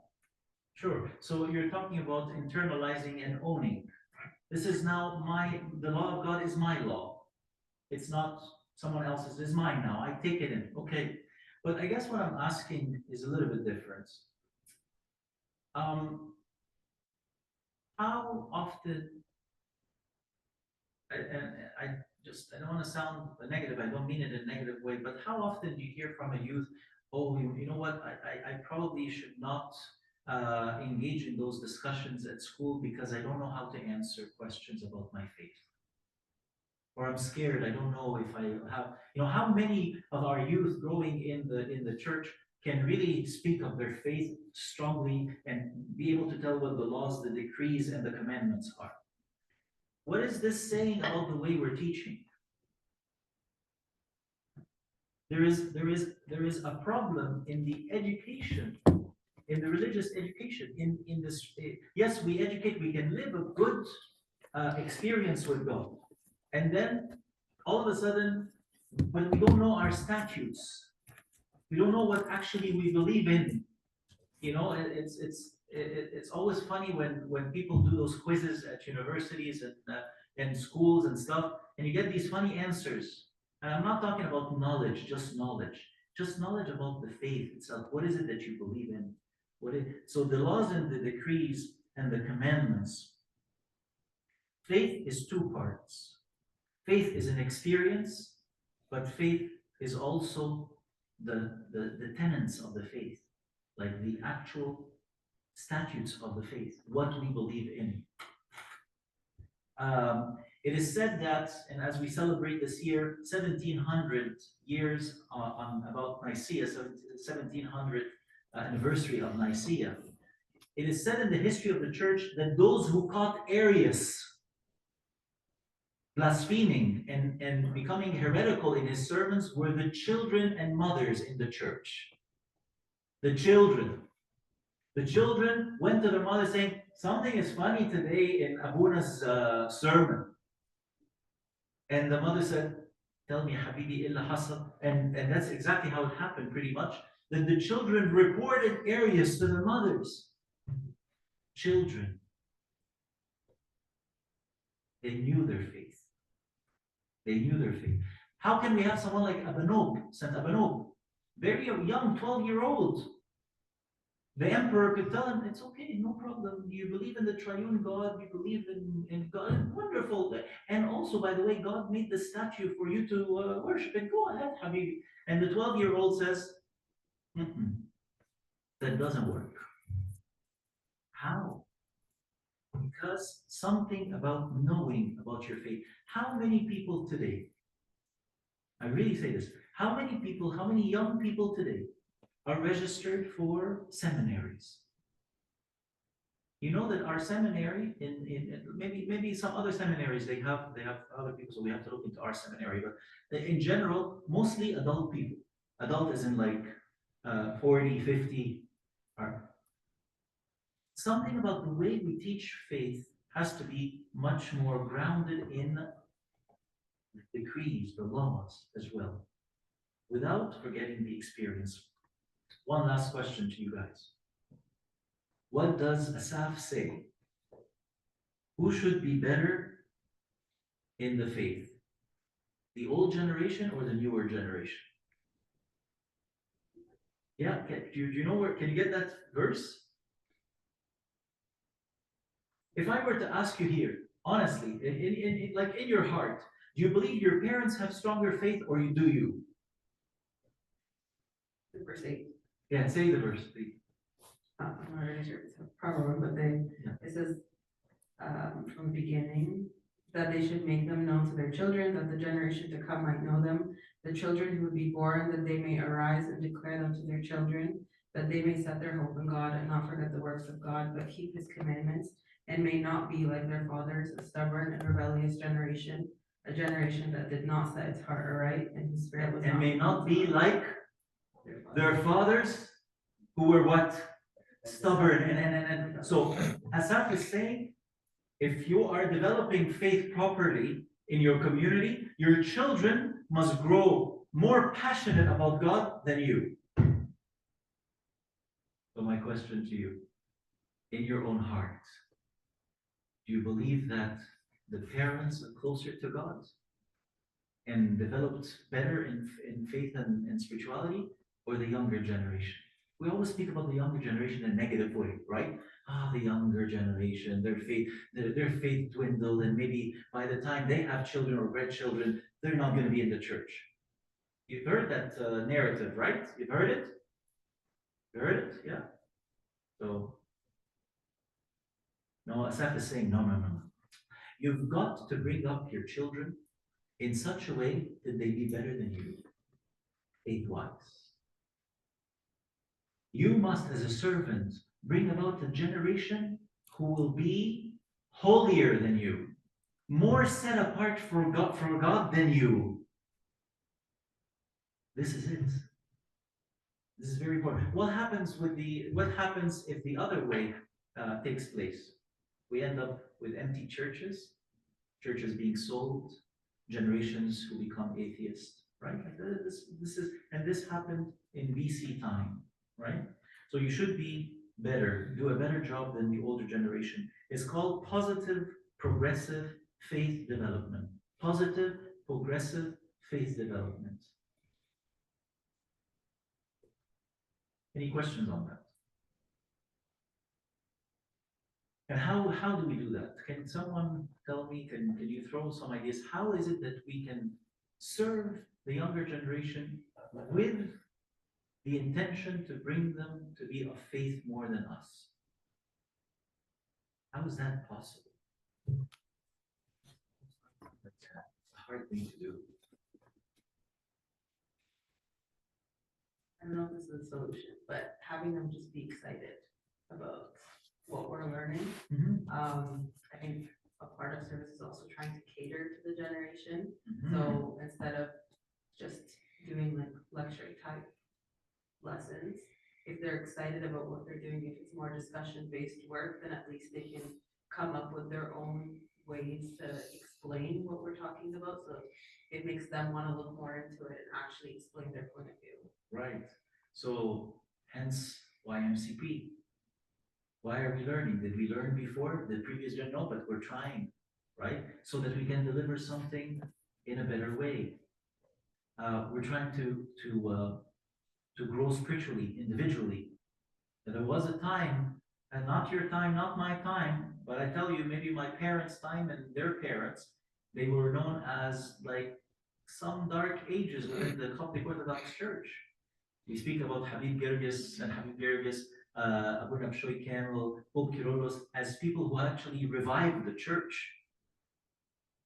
And now the generation that came after them was stronger than the previous generation. It's almost like a spiritual non-Protestant reform. Right? Like seriously, it's like what did Martin Luther want to do to the Roman Catholic Church?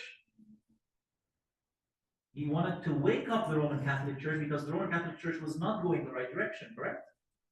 And he brought about people who became very faithful. Yes, they lost some sacraments, of course, unfortunately. But in that movement, he called people to be authentic back in a way to God.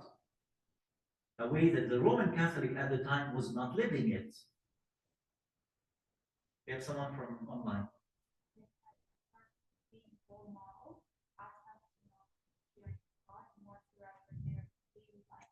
Thank you. Thank you. Again, this comment speaks about what? Living out the faith. Very important. And in living out the faith, we should also not neglect the tenets of the faith. What is it that you believe in? Do you know your faith? Do you know what you believe in? And can you live it out? Because if you don't know your faith properly, you won't live it out properly. And this is very important in education. So when you do give a lesson, make sure it has content. Make sure when you speak about a certain matter of faith that you can expand it and let them go deeper. You know, we do a class called patristics. You get people to go because they want what? They want depth and richness. We give a talk on dogmatic theology. I remember a few years ago, we did something for youth. We had 200 youth attend.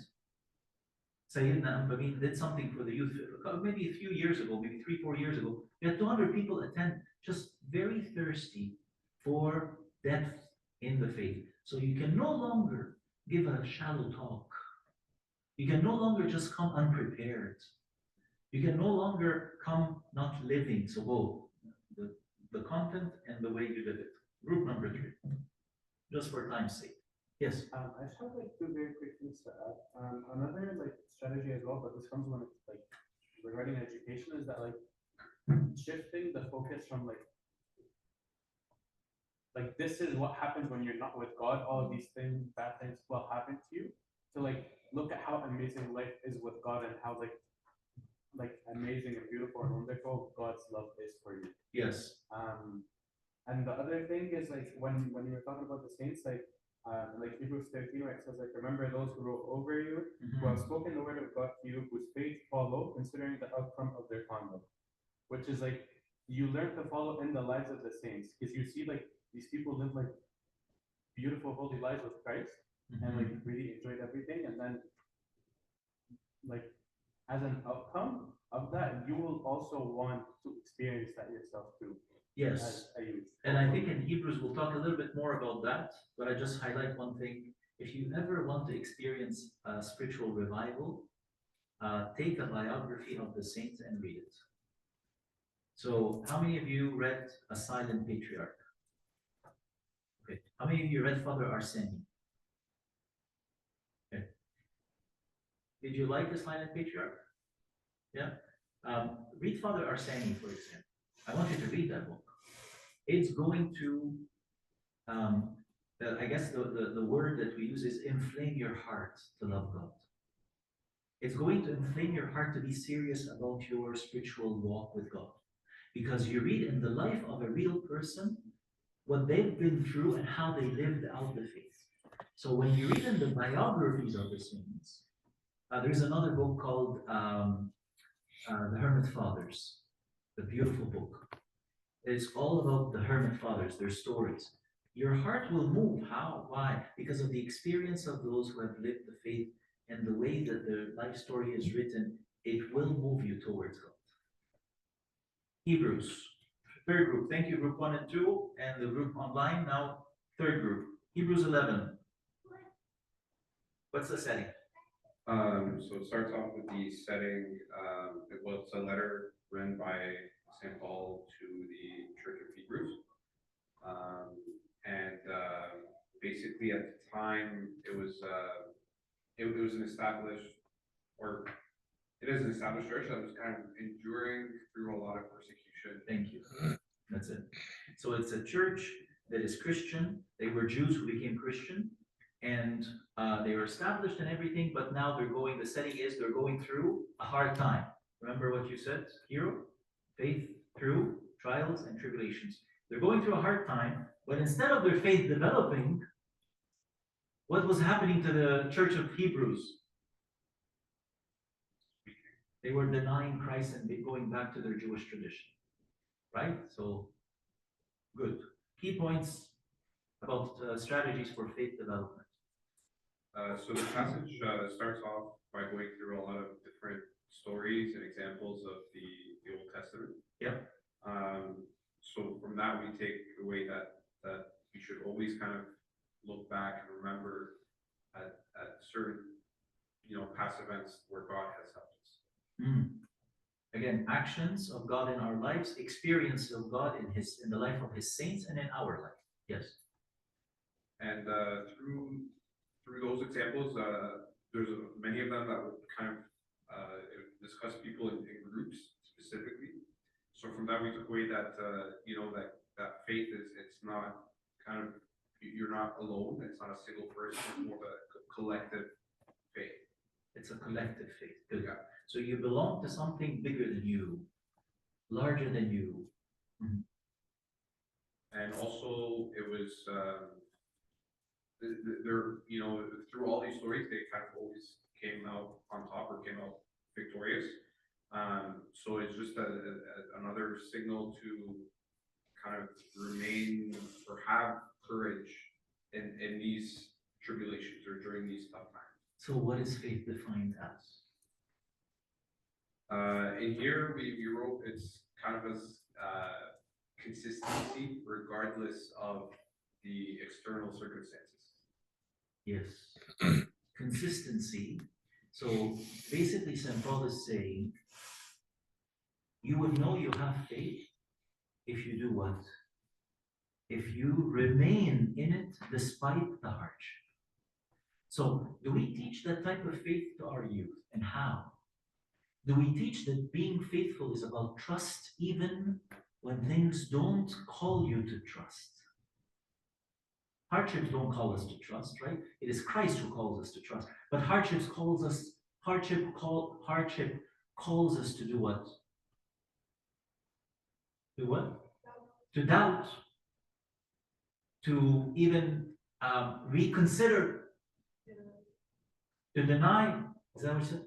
To deny. So faith is trust in the promises of God. And we gotta teach that to our youth, because if we don't teach them through even our own, like a lot of people who lived at the time of Abu Naqshay Kamel and saw, despite his pains and sufferings, he was so much trusting in God. Even Tasoni, his wife, Tasoni Amjail, she would sit across from him because of his chemo. His hair from his beard would fall when he goes like this, and she would cry. And she would tell him, Abuna, why aren't you asking God? I've seen you pray for people and they got healed. Why don't you ask from God to alleviate your suffering? And he noticed, I said to her, you're upset because of this hair that's going down. This hair has a commandment from God to fall, and so it falls. And he wasn't pretending. You cannot pretend when you're sick. And when he goes to visit people who are very sick with cancer, and he himself is in pain and goes up without an elevator, God knows what, 12-story high, and he would be so much a source of hope. I was here in the church many years ago, and I was sitting, I used to take my confessions in the church here, and I saw an old man. I know him very well. He was sitting there very quietly. And he was such a renowned physician. Like he was, one of the oldies in the church. We call them the oldies, like they've been here forever. And I went to him and I sat down with him. I said, "Hi, Dr. So-and-so, how are you? What are you here for?" He said, "Today marks the anniversary of the departure of my dad, his father. And this guy's old." And I said, "Wow, that's what a memorable day. May you live and remember," and all that. He said, "I sit here and I remember Abu Naqshay Kamel." And I don't know whether he shared this with me because my name is Bishoy or what. I don't know the background. But I said, "Oh, you knew Abu Naqshay?" He said, "Yes, I lived in Alexandria as a student, medical student. And I never knew this man. I heard of him, he's Abuna in the church, until my dad passed away. When my dad passed away, he came and visited me, and I was a student living by myself. And he said, he sat with me in such a way. He said, I don't know what this guy did, but all I remember is I wanted to thank God for the death of my dad." He said, exactly, he said, this man made me embrace death. I don't know how he did it, but all I remember is that was a joyful day when I was actually mourning my dad's departure. Somehow, this person made me like be in heaven while I'm mourning my dad's death. So, trusting in the promises of God when these promises, they seem far and unfulfilled. Faith is actually faithfulness. And do we teach that to our children? Because then you develop strong people in the faith. Not, as St. Paul said, tossed back and fro by everything that comes their way. But when they go through hardship, they turn to God somehow. Because we taught them this. We walked like that amongst them. They saw us in our hardships. And they learned. So it is imperative that adults working with teens stress this definition of faith. Faith is about staying tight in the midst of hardship. It's about faithfulness, which the Hebrews were not doing. They jumped ship when the storm of persecution came upon them. They jumped ship. And he's saying, no, no, no. Faith is about staying in that ship while the storm is happening. So, did you want to add anything to that? No, I just have other strategies. Sure. Yeah, add. One more. Yeah, one more. It's, you mentioned, looking onto Christ, as setting him as an example for enduring the cross, and I like the way that he worded it. He said, looking onto Jesus, the author and finisher of our faith. Yes. So yeah, just looking at Christ. So keep our eyes fixed on Christ, on the character. I think someone here said the character, the person of Jesus Christ. Yes. Who he himself suffered. Helping people see God in the midst of trials. When things are not going well with your friends, teenagers. When things are not going well with the family, teenagers. When things are not going well with school. Can you still see God who's going to see you through it? Or not? And our role as servants with the teens is to help them see how are they going to see on their own. If not guided, it's like the Ethiopian eunuch who said to Philip, how do I understand if no one guides me? And so if we're not guided with this understanding, then we cannot guide the next generation. And then and then St. Paul later on goes on to continue with saying that when God puts us, or when we go through hardship, it's like a father chastising his son. So kind of reminding us that when we're going through this hardship, that we actually kind of inherit this sonship, or that we're practicing that sonship. Right. When we go through this hardship, as Jesus did, he is the Son of God by nature. We become also sons and daughters of God by adoption, by inheritance. Yes. And I think that's all we have for strategy. Very good. Give yourselves a big hand. You did very well, everyone. So I want to share with you in closing some findings from the National Study of Youth and Religion. This is an American study, US and Canadian. The NSYR, the National Study of Youth and Religion, found the following. It was obvious that a teenager would naturally follow and believe what his or her parents believe. Teens rarely think about establishing a faith that is all their own. They rarely think about establishing a faith that is their own. So when in college or uni, they don't know where to begin growing their own faith or how. We're blessed with a university college meeting here, amazing, right? But we're talking about teens in general, and a lot of people, we lose them when they get to university, right? I mean, this whole idea of, I don't know if you knew this, you know the Connect service? The Connect service was not made for boys and girls to connect. Seriously, no. It was called Connect because we were trying to reconnect those that we lost in university. And when it started, it actually started with people who have not entered the church for 4 or 5 years, and they were brought back into the church by their friends. And that's how Connect grew. The vision of Connect was that bringing people back who, after in uni and college or entering in those years, they did not actually know how to grow their faith. They've been seeing their fathers of confessions less, they've been connecting less, they've been attending churches less, because some of them traveled into places that were far from church. American young people are theoretically fine with religious faith, but it does not concern them very much. And it is not stable enough to survive long after they graduate from high school. So what's happening? And what is needed for teens to have solid faith? They said, able to experience God as he was meant to be experienced. So that's the findings of the study. 2, able to know that the presence of God is around them, and that by interacting with His presence, they are growing and strengthening their faith. In other words, teens need to be reminded of God's presence, and not reminded, but begin to experience it on their own levels. When we go on a retreat, what happens? You get a teen to sit down without their social media and their phones that is killing their lives, stealing their lives from them, stealing their lives. And then they sit down. I remember this happening in the monastery in Texas. I actually saw what withdrawal from phones look like.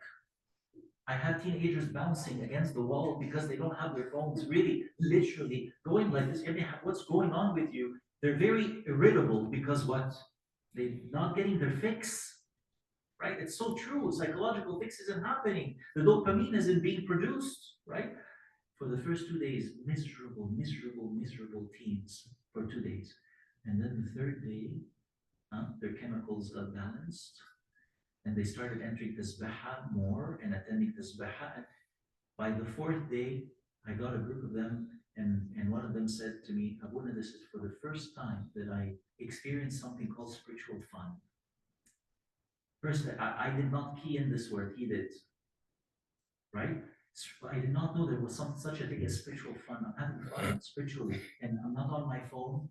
I'm not gossiping. I'm not doing anything. I'm just attending tasbihah and liturgy and meetings and every single day prayers from the Agbeya. And I was going to go nuts the first 2 days, but something switched over. So telling God's story and enacting it. So churches play a vital role in faith development. I'm just going to read this piece because I want you to hear it as is. Churches play a vital role in faith development at any age. However, in the case of mid-adolescents, churches cannot be expected to do the heavy lifting. That responsibility falls into the hands of the parents. That doesn't mean we wash our hands, but it means that when we do become parents for children, it is our responsibility. First and foremost, Mel Walker, president and founder of Vision for Youth, states that the real issue here, of course, is that if parents see church attendance and church involvement as critically important in their own lives, their children are more likely to grow up with those same values. However, if parents of teenagers allow work, school, athletic involvement, or other things to come before church, the students or the children will probably grow up with the idea that church is somewhere down the line on the priority list. I tell parents who say, sorry, Abuna, I couldn't bring my kids because they had a hockey game in the morning. I say, really? Really? Hockey game? So they go swimming at 5 in the morning, but they cannot wake up for 5 in the morning liturgy. Do you get me? What's the message here? Oh, but being an athlete is important. Yes, of course it is. It's a very important thing. But doesn't replace the church. I say the same thing about people, and you will know this, so you won't come and ask me, but you can't come and ask me. I'm not that scary. But when we go on vacation, break your fast, Habibi. What's the big deal? It's 1 week. You think God is holding? No, God is not holding. Your food or not your food is not going to make a difference with God. St. Paul told us this. But why is it different for me to uphold my discipline no matter where I go? Why? Because what am I saying here? What am I saying here? Huh? It's inconsistent if I stop it. But what am I saying when I say, yes, we're going on vacation, but we're still what? It's still Wednesday. It's still Friday. It's still, the most popular, March break. Because it happens when? At the heart of Great Lent, right? But it's a discipline, and it's a spiritual discipline. Okay, but it does send a message. I'm telling you. Just think about it. Don't react to what I'm saying. Just think about it. It does send a message. It's a very subtle message. Right? Priorities. And these are non-Coptic people who are like I'm reading for you. Sorry, here.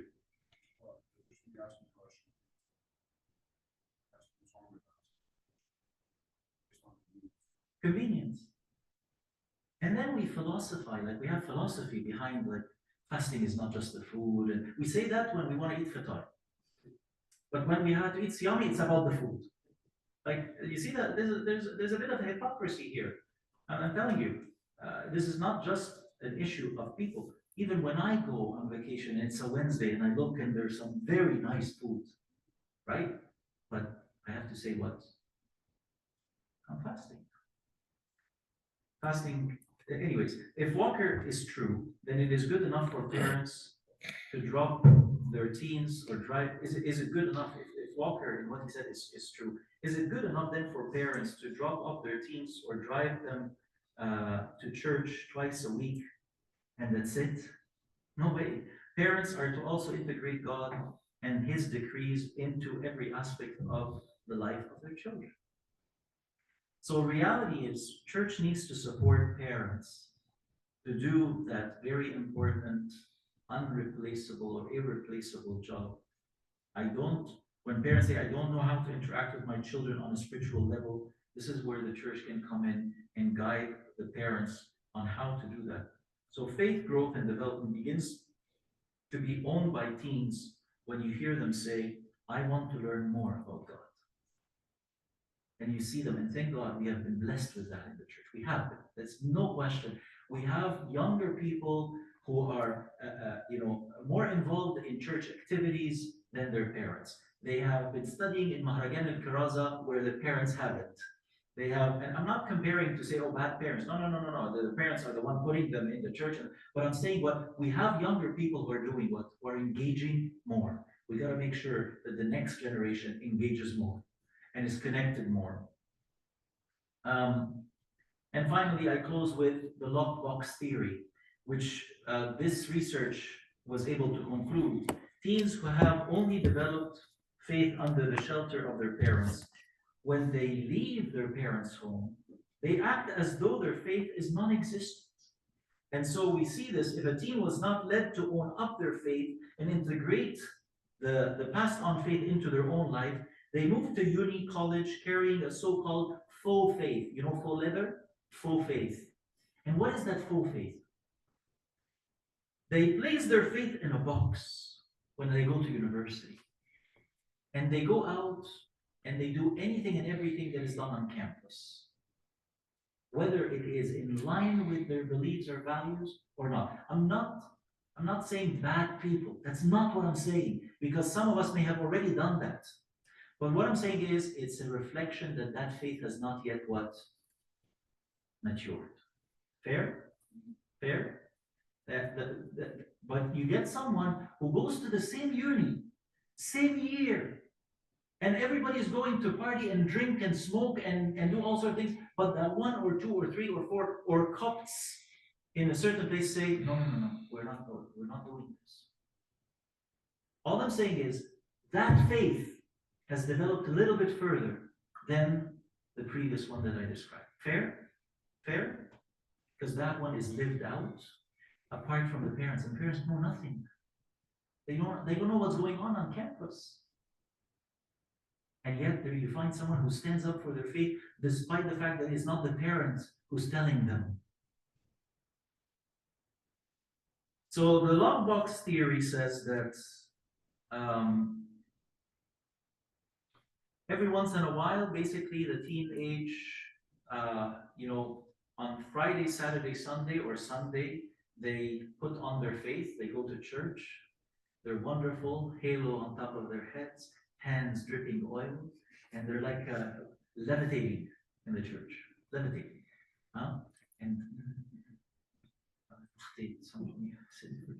And then Monday night they head to university, they go into the room, and under the bed they take out this box.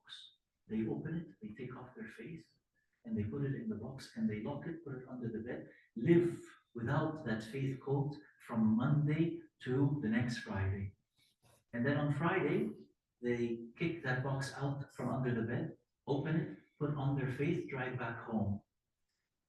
What we end up seeing is this is not a Coptic thing, by the way.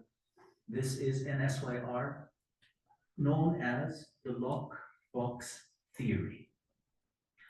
And we all do the lockbox theory to different extents. All of us. But here specifically about the teenagers, and if their faith has not developed properly, they will tend to do that, where they live double lives. And so we are definitely called to work with teens in such a way to develop an authentic faith. And with that, I will close today and remind you that our next time will be on Saturday, where we'll be here at 9 in the morning. We'll have an amazing breakfast at 9 in the morning, and we're still in the Qatari period. So we will have food and falafel ready for you. And we'll have eggs and other things, but we'll have Qatari, and Abuna Butros will start with you. And I will join you in the afternoon at 1 o'clock, and we'll take you from 1 to 3. And then next day, on Sunday, Abuna Butros will be the one talking from 3 to 6. Look for announcements as to where the meeting will be, but I can assure you, God willing, the Saturday is gonna be here. It's gonna be in the banquet hall, whether this part or next part, it will be here. Have a good night, everyone.